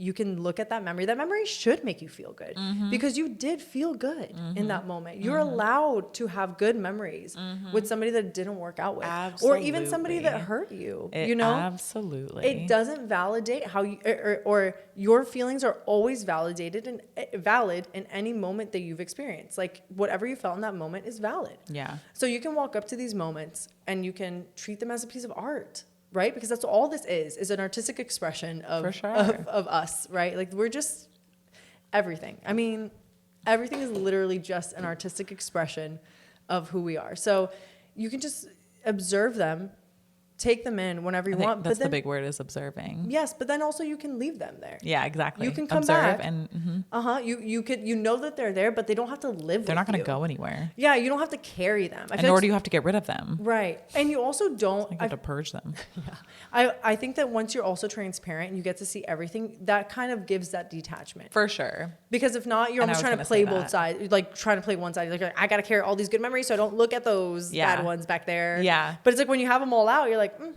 okay. But you need both. It's like, and this is like literally not like you could go all day of just, you do need both the good and the bad memories. The bad, because obviously the bad times are like what, in this scenario, it's like what brings you to where you are when you leave your partners. And so we ultimately just, in that car ride, I just basically said, sayonara. I was like, again, that mushroom was just getting bigger and bigger. And I was like, this isn't working, is it?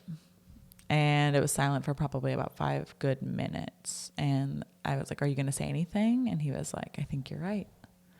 And so we had about 2 hours left and it was just a lot of back and forth. Obviously I was crying a lot and just like, wow, I'm like, why wouldn't you? Because I was also the type of partner that like, I knew things were off and I didn't trust myself because I was on a really low vibration. So I just kept asking him if everything was okay. And it was like, yeah, everything's fine. And like, I'm happy and everything's good.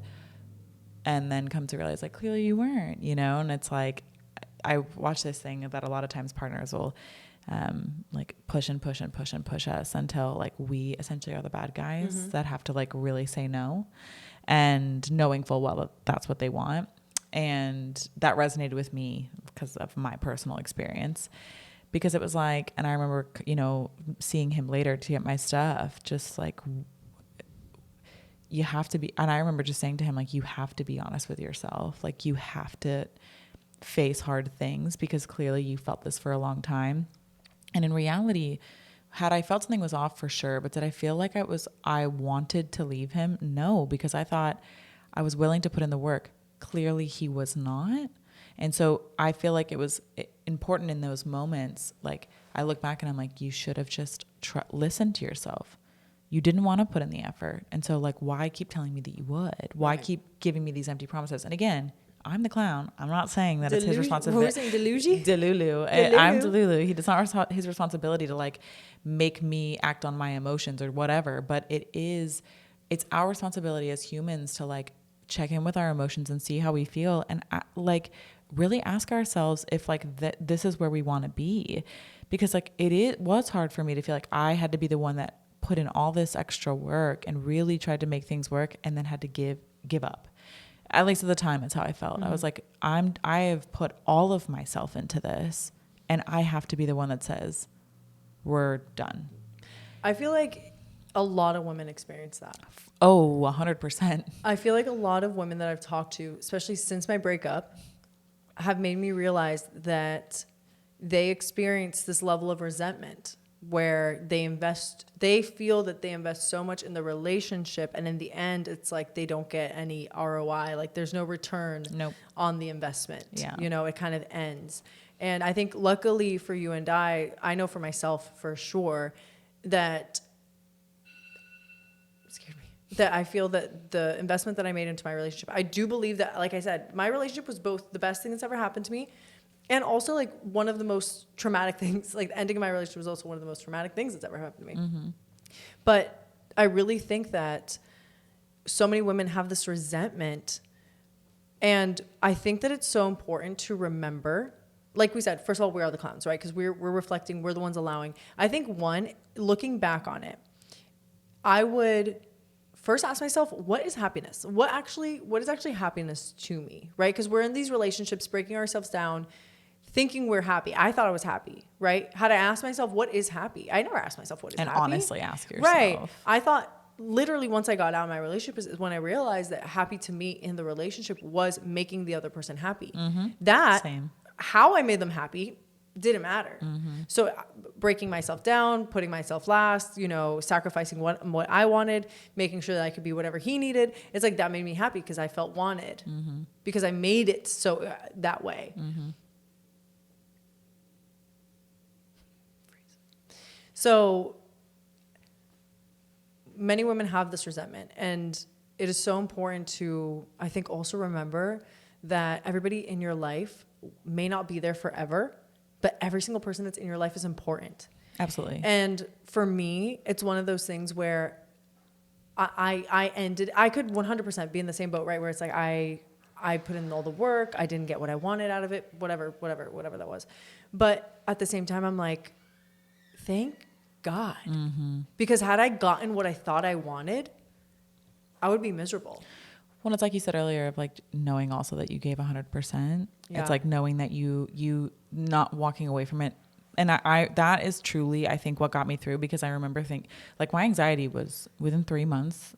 I felt like myself more than I ever knew I could feel like myself. Crazy. And my anxiety was gone. What kind of things were you doing that made you feel like yourself?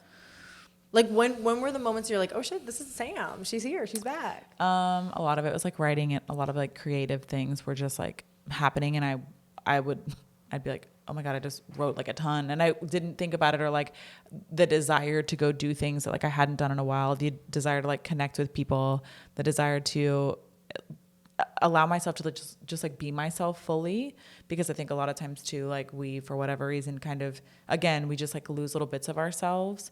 And so a lot of it was just like returning to like the very basic things, spending time in nature, like all these little things that just I had stopped doing, and without even thinking and needing to think about it or try, I was doing them because I had the desire to do them, because that's just what my gut was like, you should go do this today. Well, and it's crazy too, because the way that things play out in life is like you're creating a reality with every single decision you make. Actually, it's intention. You don't even have to make the decision. Yeah. Your intention has already created your timeline before you even can think about it. It's like that's what manifesting. And that's why it's so important to be the person that attracts, rather than, base all your manifesting on lucky girl syndrome or straight luck, right? Like you actually have to put in the effort to become the person that attracts the life that you actually want. For sure. But if you are somebody who is in that position where you may feel, like, honestly, this conversation, if you are in a relationship and it makes you uncomfortable in any way, it may be a sign for you to invest in taking time to get to know what your wants are. Because if this conversation, the thing that I've learned is, again, we talked about resistance. It's like when you start to feel that like, ooh, this kind of makes me uncomfortable. It's like, why? Because there's something about it that is, you're reflecting it somehow, right? You're seeing a part of it that resonates with you. You may not even know it, but if for you to sit here and listen to this podcast and it starts to resonate or anything, do yourself one of the biggest favors that you'll ever do, and reverse engineer what Sam just told you. If we get out of our relationships and we start to feel the most ourselves, once we start doing things that we enjoy, start doing things you enjoy now. Because you need to make space for that in any relationship that you're in. And if you don't have the space to do that now, you won't have the space to do it later. And then I think what's really important too is if you're going to reverse engineer it and you're going to do that within the relationship, which I totally 110% would push anybody to do, when you get to that point where you start to feel really happy again and you start to feel more like yourself and you're connected, then it's important to say, does this person complement my life? Because am I just happy because I've started to care about myself more?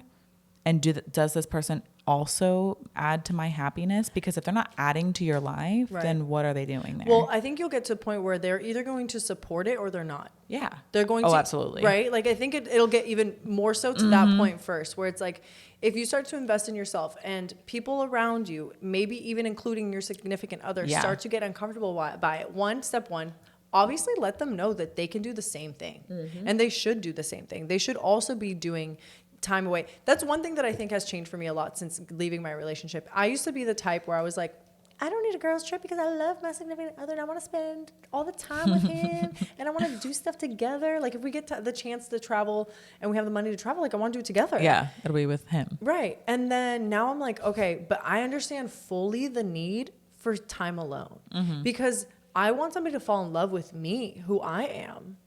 You know, like I want to always be that. I always want to be me. So I want to have moments where I get to step away and remember that I'm just me and I'm deciding and I'm choosing to be with someone. It is not something that has to happen. They compliment me and I love that.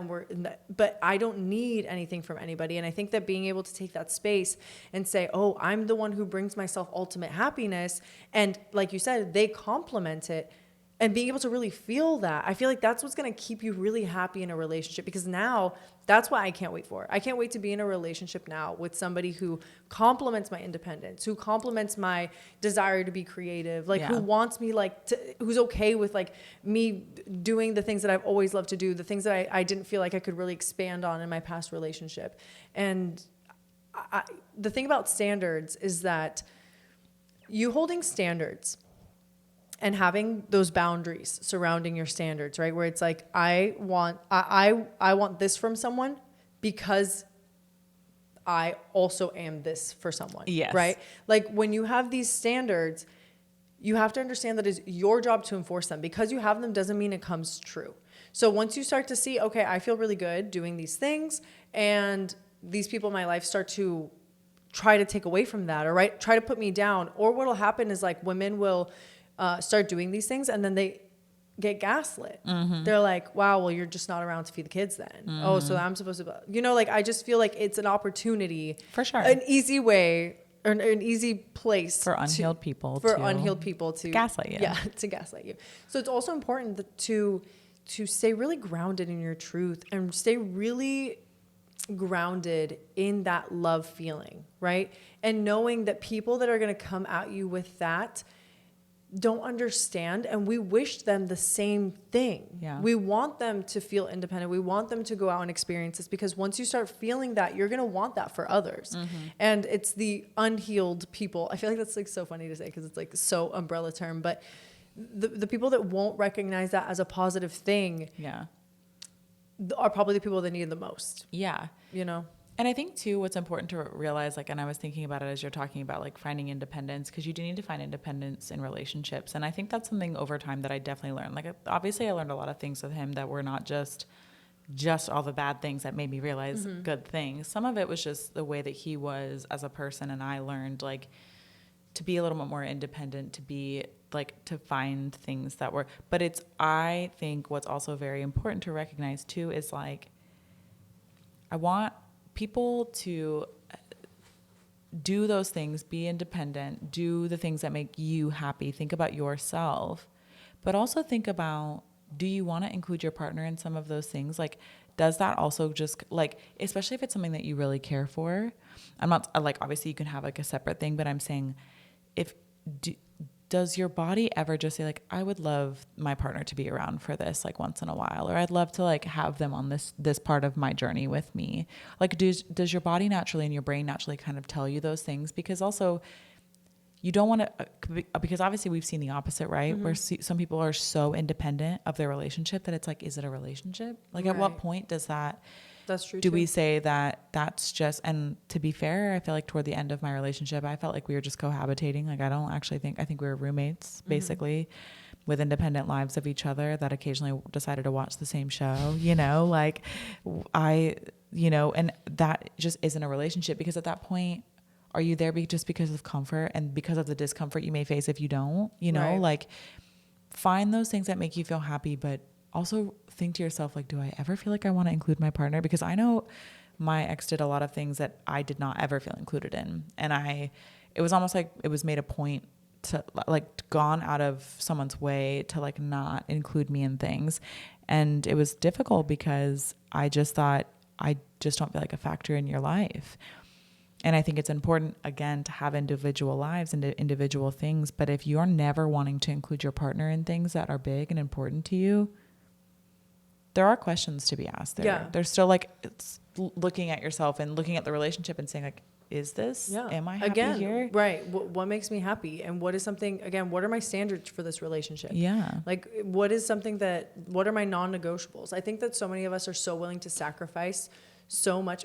Okay. As women, we are already have this very nurturing standard for ourselves. Like we're already born very nurturing for the most part.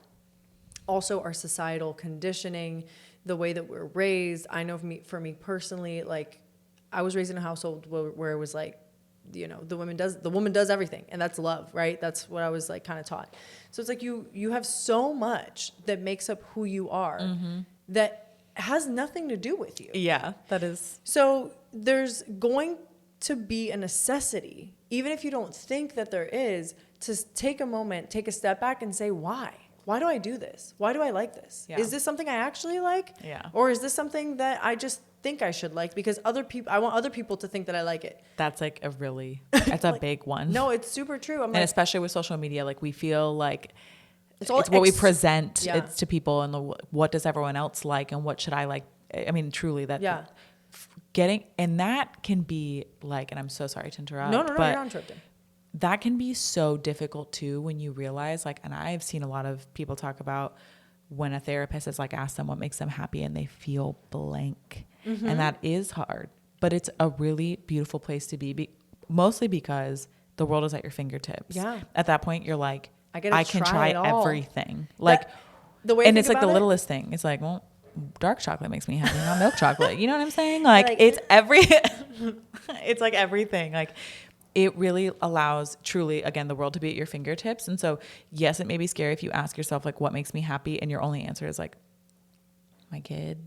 Making beautiful my husband thing happy. Beautiful things to make you happy. But what about when they're removed from you? Say you're like truly your husband and your husband takes your kid on a little Wet and Wild trip. They go to, and they're gone for the weekend. But they just want to like bro bond. It's like your bro son bond out Wet and Wild. Yeah.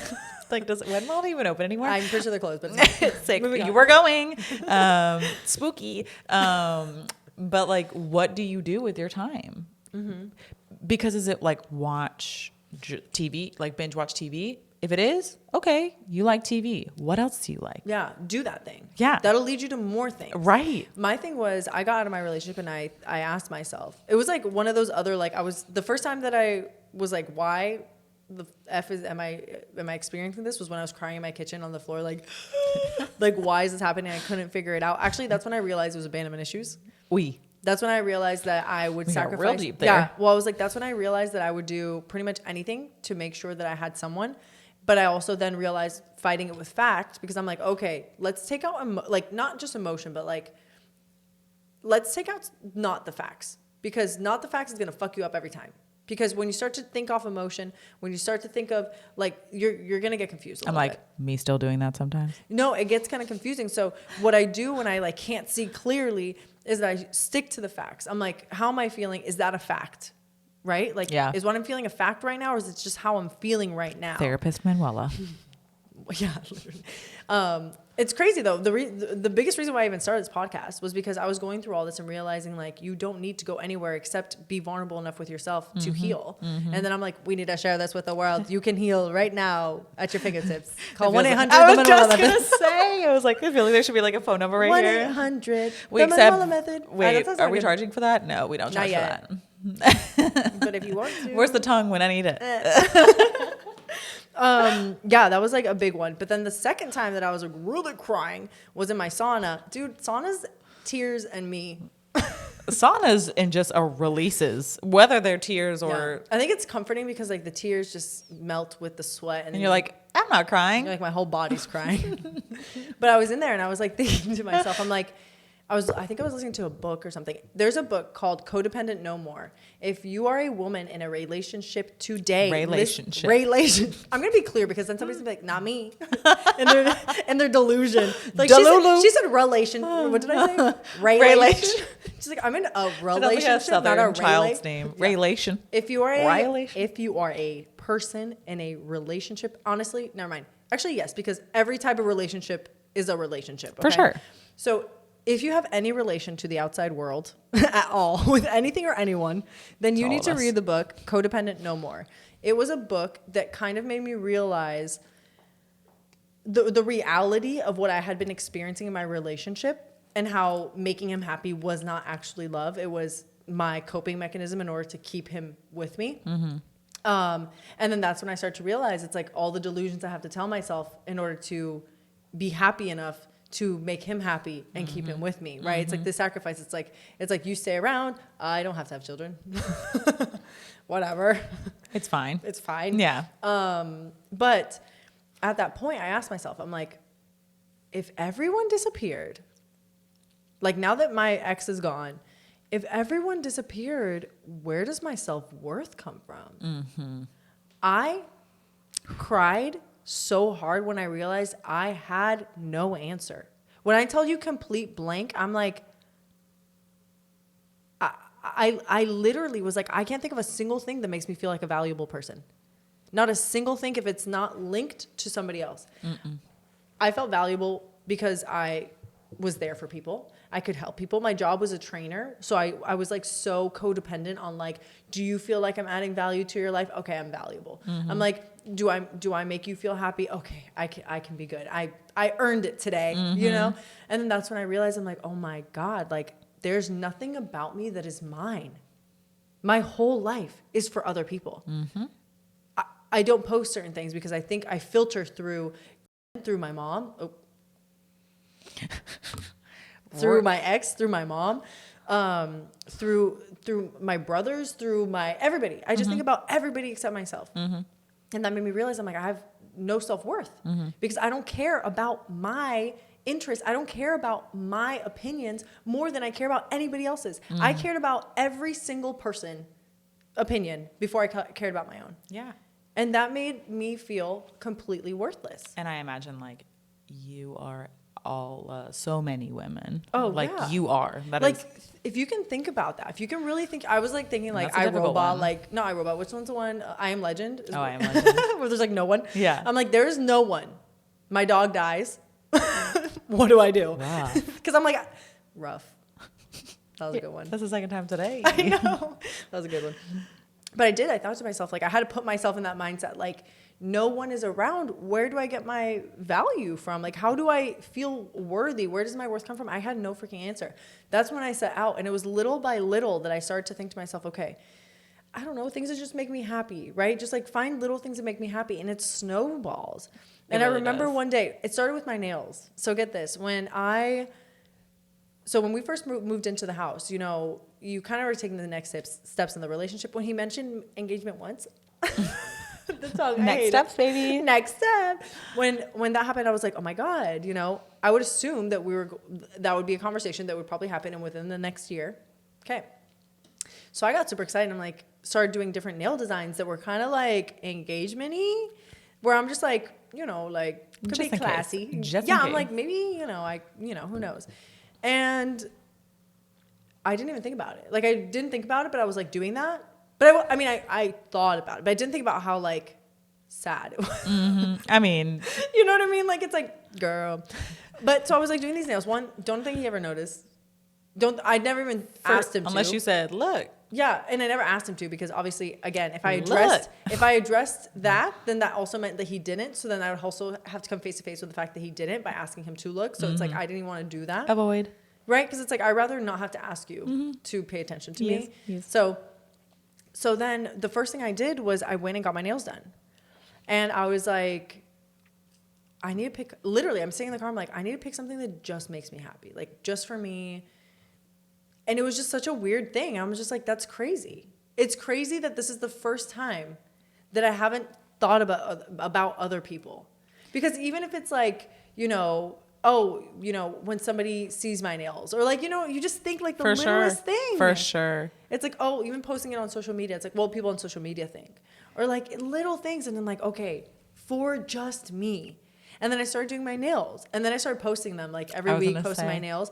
And I would just get so excited because I'm like, if I'm going to pay freaking good money because nails are not cheap anymore. No, they're not. And nothing is. Nothing. And I'm like, if I'm going to pay for my nails, like it should be something I freaking love and I want to look at and I enjoy. And show off. And show off. Like, since we do have people here, we're going to show them off. Yeah. Since we are not I Am Legend. Yeah. So it's like, I want to be proud is the word. Like, and you were. Like, I remember, and not that you aren't now, but I can actually, it's funny that you say that. It's because I don't like my nails now. I don't like my nails right now. Sorry. It's funny that you say that because I think back to like when you were posting them and it was religious, like you did it every single time. Yeah, it was like and it was like a whole thing, show off, and you loved it, and you always were so proud and like you loved it. And I think back now and I'm like, totally makes sense because it was one of the first things that you realized made you happy. And you could make yourself happy. And you know what came from that? Actually, it's pretty crazy. So first it started with that, right? And then I started to think, maybe I like colorful things. Because I was like, black and white, sleek, modern, contemporary only, please. But that's because that was like my ex's main style. I like that too, but I'm a very like dimensional person. I like everything and everything, like I like it all because it complements it all. Like same, because it exists. Right, because it exists. But it's like, I like the things that are simple because then the more complicated things have, their moment too. So it's like, I love it all. But I was like, I feel like I was doing a lot of things, like picking a lot. So, okay, for example, I get my nails done. I'm like, oh, maybe I like color. Well, every decision that I was making before then was a decision not based on that fact. So when I would buy things, it was most likely things that were not colorful, which means that I wasn't really attached to those things, which means that they were in my house, but like not really filling me with any type of emotion. I had no love for them. Like it was just like a thing. The only reason I loved them or was attached to them was because my ex liked them and I liked that he liked them. And I liked that I helped him make that decision we did together. So it's not that I like the thing. It's that I liked what the thing brought to me in regards to the person. For sure. If that makes any sense. In regards to somebody else. Yeah. So I did that and then I started to buy things and do things where I'm just like, in the grocery store, like I was buying like a tumbler, grab the black one. And I'm like, I put it back. I'm like, I like it. I like the black one, like cute. I'm like, but there's more options. So I just literally sat in the aisle and I'm like, okay, what feels good? Like what what tumbler feels good? And I think a big part of like inner child work, once you get out of like a relationship, especially a long relationship, is letting yourself be. Yes. Like let yourself be, like remind yourself like $25 to heal your inner child, fucking buy the tumbler. Dude. You know what I mean? Like it's just cheaper so than therapy. underrated. But it is like sometimes I'll walk in and be like, okay, little Manuela, you get to buy a gift, like you get to buy a toy today. You allow your inner child to explore. Yeah. And you remember like, and she's stuck in there a lot. Yeah. And I reminded myself like in that one tumbler moment, right? I'm like, my decisions aren't final. I can change my mind. You can have multiples. I can have multiples. You can be one thing one day and one thing another. I make the fucking rules. I was like, wait. Like I bought two. I love that. So I was like, and I almost kind of remember that too for whatever reason. Probably. I feel like I was on the phone with you. Oh, probably 100%. And it's one of those things where you now see how it takes one tiny little decision and it becomes this snowball. So that's what you're doing, whether you're living authentically or inauthentically, you're creating. And it's like you said, like a mushroom, like it just grows and grows. So it's like you have to be on a path of your true self, or else you're creating this false reality that you don't really feel passionate about. And because you feel so separate from. It doesn't reflect you, because you start to realize everything is a reflection of you. Yes. Right? Like the things that I buy, everything. I'm like, and that's how you know what to buy me, because I freaking now am outly projecting what I am on the inside. I know you. And things like speak to me. What's so funny too is like, even when we were friends before, I don't feel like things spoke to me for you. But now, like that happens so much where I'm like, hey, I got you this random thing. Or even books, like everything. Cause I'm like, I know who she is because it's authentically who she is. Yeah. So my body also, my brain, everything like pulls me to something that is like, that's for Manuela. There's a knowing. Yeah. It's just like, but it never happened before the relationship. But I would also say that there's a knowing on both ends, where it's like you also now know that you can do something out of kindness and it doesn't have to be fucking 100% right. It's the intention. For sure. It's the fact that you thought about it and you're like, regardless, we're like we said, we're kind of on that same wavelength. we're on that same wavelength, that same frequency, where I know for me the most important thing is that you even thought of me. Yeah, and same. That now has so much meaning behind it. Honestly, it would even be kind of funny if you were to buy me something that I didn't like, and I'm just like, I hate this bitch, but I'm gonna put it up because that's fucking hilarious.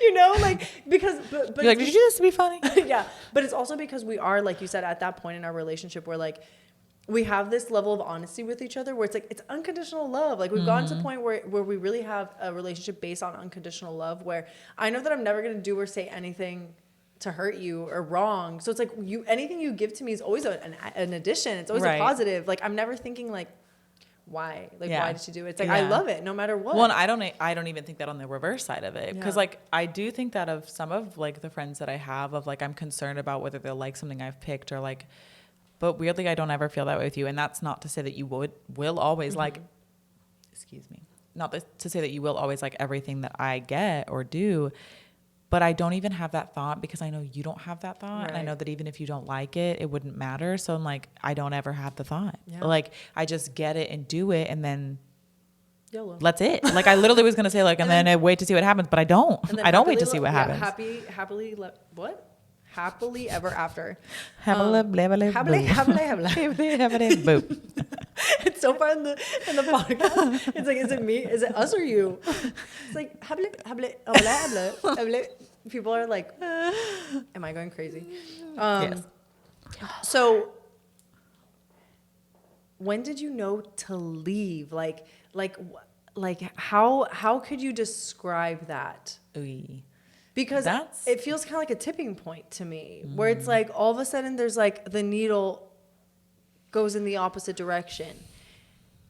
But to be honest with you, when I was thinking about it, it's almost like a big leap of faith. I was gonna say, I think so. Here's the thing, like I remember getting a little bit of flack from people that don't matter, but like flack for like almost moving on too quickly, which no one knows how I was moving on. No one knows how I was moving. But also, I think it was just, honestly, it was me being happy 3 months in. Like, it's like, oh, you can't be happy because you spent 8 years with someone. Like, you have to be like down in the dumps and like you clearly haven't done the work. That's not true. Some people, and I know for myself, I spent 1 to 2 years mourning that relationship before I left it. I knew it wasn't working. Yeah. And even if I was the only one that told myself that, but I told myself that and I knew it wasn't. And really, a lot of it on that drive was obviously all these realizations. And I'm like, they're just getting bigger. I'm just going to have to rip the Band-Aid. Yeah. And regardless, I'll either feel what I feel now, maybe feel a little worse. I know it'll get better, or I'll feel better. Mm-hmm. And I just chose to take that leap. I feel like if you're somebody who is maybe, I don't know, again, if any of this resonates with anyone out there and you want to explore I don't even know how to put this. I think if this resonates and it makes you want to get more in tune with yourself, I think that is an amazing thing to do. I think that you should do that. And I think you should do that fearlessly, because whatever comes out of it, you have to remember is always for your benefit. Always. No matter, I know that it's going to get to a point where you're going to question it and you're going to ask yourself, is this worth it? Is this worth the pain? Is this worth it? It is always going to be worth investing in yourself. It is always going to be worth putting yourself first and learning about yourself. Because like I said, it's ultimately going to lead to your most authentic life, which again is going to lead to your happiest timeline, because it's going to be full of what brings you joy, full of the things that make you happy. You don't have to sacrifice that for anyone. And then I think it's going to be a beautiful thing when we actually fall into relationships with people who, like you said, complement that. Like, this is the space I take up. Do you fit? Do we fit together? If we don't fit, I now know that I don't want anything that is forced. But that doesn't come easy. It comes with trusting yourself and doing it over and over again. And you have to be relentless with your trust. I think that the thing I really value about our relationship is that, one, we were able to really be open about conversations about, how we're feeling and how we're processing and how we're doing. But it's those moments where we kind of like, I don't know, it's almost like we what's the word? Not that I always want to say like we fall, like we not fall, but we kind of lose ourselves a little bit, where we start to doubt maybe that the universe will pull through, or that things are going to happen for us and not to us. It's like, it's those moments where I feel like we remind each other, like, you got to go through it. Like, the harder it gets, you're almost to the end exactly. of it. Like, you're almost through to that realization, but it gets hard. And I think that the biggest thing to remember also is, the bigger the test, the bigger the reward. Oh, for sure. So if the test seems really freaking hard and you can get through it. You're at the 2-hour mark, just so you know. Oh my God. Did you know that? I had a feeling just based on. Do you feel that? No, I just mostly was like, oh, this is like his 4th or 5th time over here. Do you feel like it's been 2 hours? I feel like it's No, been I don't feel like it has. I know. But I'm like, he's been here a lot. I know. That's crazy. But we can wrap it. We can wrap it up soon. They- David, we'll wrap it up soon. Okay. Yes, sir. Just kidding. But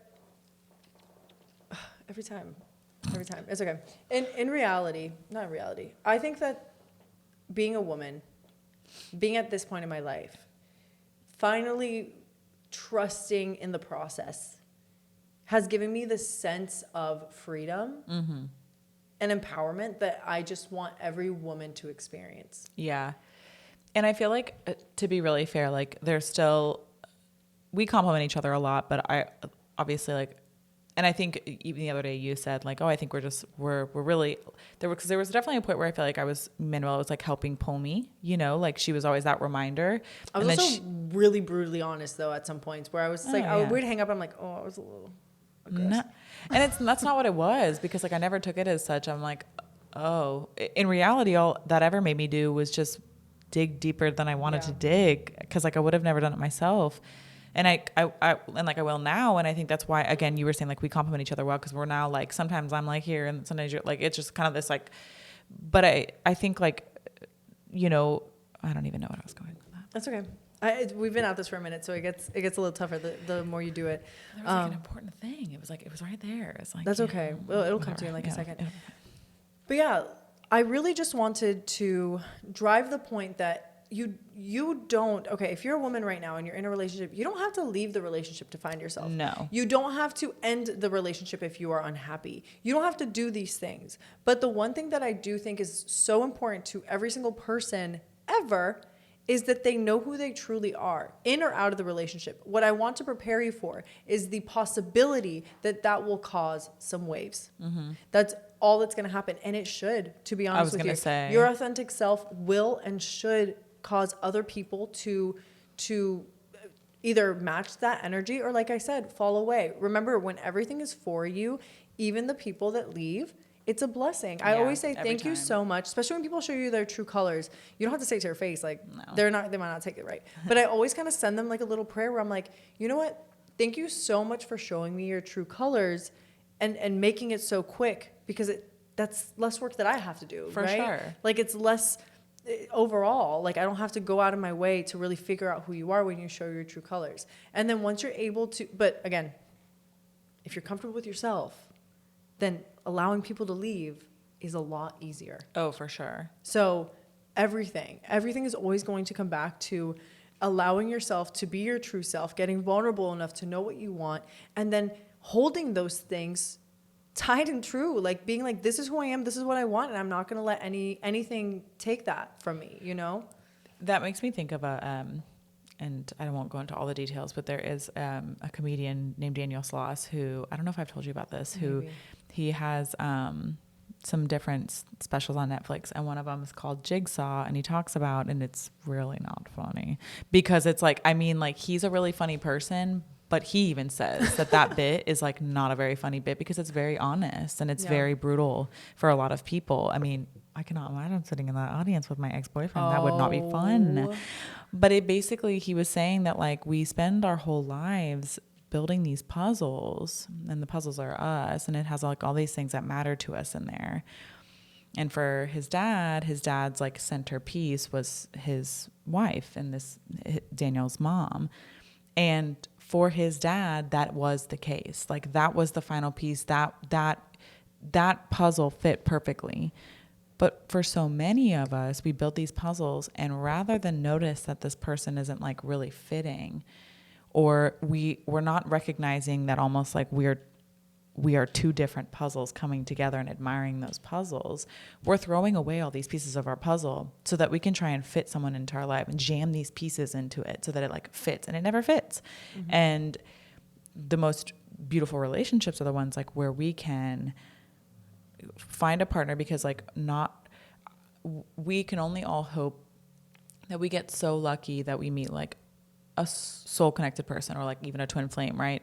And that's a lot of work. But you meet somebody and you're just willing to look at each other's puzzles and admire them and look at all these unique pieces and say like, this is so like you have spent your whole life building this and it's like so beautiful.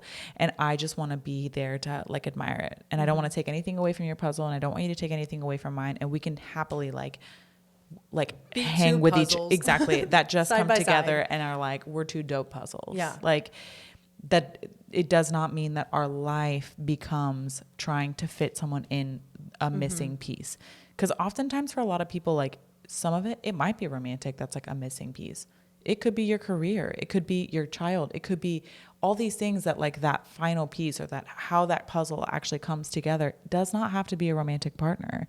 And so it's important that like when we meet these people that we're not just throwing away everything that we've built and everything that we know so that we can fit them into our lives. Yeah. So anyway, really good. Don't watch it if you're, I mean, just think about who you watch that with, but it's really good. We warned you. Yeah. Unless you want to start something. I've been there. I've been like, you should watch this to my friends that I'm like, just so you. Like, it's really funny. Yeah. It's hilarious. Like, you'd love it. It actually is really funny at certain parts, but that bit, and he'll say it. This man has like, there's a statistic straight up. He knows he's caused so many relationships to end. So many. I want him on the podcast.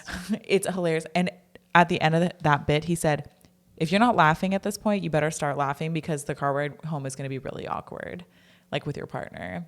That's crazy. So he's ruthless. He's really funny, but he's also a realist. So it's a little brutal. Yeah. That brutal, honesty. God, it's brutal out here. Me and my Olivia Rodrigo quote. Don't mind me. Just being trendy over here. Just being Gen Z over here. It's fine. Sam, I could keep talking to you for literally ever. No. You know that, right? Same. I'm like, wow. We're like 2 David's hours like, later. it's been 2 hours. And we're like, and you're like, have you felt that? No. I just noticed that David has been here 4 times. He's like, he's going to DELULU at this point. Yeah, he is. He's like, someone give me some food. But Sam, will you be on my podcast next time you're in town? I was trying to propose to you, but yes. She said yes. She said yes. Listen, I'll do anything anywhere for you. Surprise! Me and Sam are now dating. Was that not obvious? Yeah. If you want to take me, you guys are my best friend. That would make our lives so much easier if that was the case. Actually, it wouldn't. We're 2 Scorpios. That shit would be crazy. Oy. It only works out because we're 2 females. It's true. But on dating wise, I don't think it would be. Oh yeah, that'd be rough. I mean, the sex. Oh my god, it'd be crazy. But everything else a little volatile. I'm crying. Oh my god, could you imagine? I mean, we don't have to, but yeah, we know what it's like. We are. I honestly, my brain doesn't want to take it there. It's just like the initial like sentence was like enough for me to like. I could. Yeah. That's a wild ride, literally. Based off the things we talked about. Listen, and that's like more stuff. I feel like we like barely literally started to dive into it. This whole thing was just our breakups. Literally. Which is literally the thing that started it. Yeah. It was just the catalyst of like who we are. Because I also really want to get into like dating. Like we didn't even talk about like dating. We just talked about the ending essentially and like kind of, I think the most like how we know, like to like how we navigate now. Yeah, my biggest thing with this podcast was really trying to bring that like awareness that we lacked in our relationship. Like I wish somebody would have told me these stories and like said these things to me when I was in that relationship, because I think it would have made me think differently about the relationship I was in and the relationship, more importantly, the relationship I had with myself. So I felt that it was really important to kind of talk about our situations and kind of show like the cycles that you can get caught in and how it can feel like, you know, it's your fault for wanting something different when in reality you can never be your true self. Like you can never really make yourself truly happy if you're living a lie. Yeah. And you can't even make that other person truly happy living a lie. And you can't lie to yourself forever either. Because I think it's like the DELULU part of it. I know we joke, but like you can say for a while, like, yeah, I'm happy. And you can tell. I feel like I look back, I'm like, I could tell by the tone of my voice when I'm like, yeah, I'm happy. What is that? Like, no, you're not. Like, being happy is like we're just so happy. Like, I don't, and when people are like, how are things? You're just like, good. like, there's no other Good, way I than guess. just to, yeah. If like, your voice gets higher, yeah. take a look at the mirror. Yeah, we're fine. Or like, yeah, everything's been all right. Or like, he's been working a lot. Or like, you know, it's like, again, it's that excuse. Like, no one even said it was bad. And you're like, yeah, he's been working a lot. But you didn't say anything was wrong. Is that like a bad thing? That I'm, you know? Yeah. And if you have a friend who you feel like is in a relationship where you kind of are like, how do I get them to start kind of thinking about, invite them out somewhere and ask them, be like, I want to do something that you want to do. Like, I just want you get to pick. Next time I'll do something I want to do and then you come along with me, but let's do something, or do something that you guys both have never done. Because there's something really beautiful about putting yourself in a position where you get to learn about yourself. Once you start learning about yourself, which is this whole process, essentially, learning about yourself, you start to realize there's so many more aspects of you to fall in love with. And that's really where you get your self-worth. The reason I had no self-worth was because I was not doing things and putting myself in new situations to be able to say like, hey, look at that. I am a strong individual. Hey, look at that. Did you hear the camera? Which one was it? Okay, that's fine. As long as it's small. We're wrapping up though. Okay. So anyway, it's just, if you have a friend that's like that, it's a great idea to really just, you don't have to do anything except be there for them and support them in that journey. And you don't even have to tell them what you're doing, but you should always feel, I always want my friends to feel like they have their own identity, and I want to support them in that, you know? And so it's never like a malicious thing. Like, doing things out of unconditional love is doing that, but still allowing them to make the decisions for themselves. Exactly. You know, like you did that for me. For sure. And that's, I was literally, my like final thought was like, allow them to be themselves and make their own decisions, but encourage them to find themselves with you. Like, and that starts with like simple things. Oh, what do you want to do tonight? Yeah. Or Saturday, or what, like, and you choose. Yeah. And make them let them understand that what you want to do, not based on your decision, is important to you. Like, it's important for me to know what you want to do without me having any input in it. And I want to be there to experience that thing with you, not to do anything except be there to experience it with you, you know? And I think that way we kind of get more comfortable, and eventually, you know, that leads to you doing things independently and on your own. But I know that can feel like a big step to people. For sure. But one of the things that I really look forward to with the continuation of this podcast, and where I see my training going and what I see in these upcoming months, is developing more community around these topics, and developing more of an opportunity for us as women to come together and talk about these things, and talk about how to exit relationships when we should, or how to, you know, come together and support each other on these journeys that are individual journeys, but yet we're all experiencing at the same time. Community is a staple regardless. Yeah, community is just such an important thing that I feel has helped me so much grow, and it would be a disservice to have grown this much and not want to help other people find that same community that I have. And that's why I love having you on. And if you haven't already, please check out Sam's page. She has 2 now. Please let us know what your Instagrams are. My personal one is Sam Sort Of, spelled exactly like it sounds. And then I do have a poetry and film photography page, and it's wordsby.sem, which are just my initials. So I love her so much. I'm so proud of her. So proud. Please go support my best friend. Big scaries, but we did it. Big scaries, but like, how fucking cool. It's pretty cool. exciting. It's the coolest thing ever when you can say big scaries and you still did it. Like, that's the coolest thing ever. Agreed. I love it. I'm so happy. I'm so proud of you. I do want you on, like I said. I do want you on. Wow. I went back to thinking about that other conversation we were having. I was just saying, where's your head at, huh? No, I need you to come back on the podcast because we have so much to discuss. I want to talk about friends with benefits. I want to talk about dating. I want to talk about age ranges.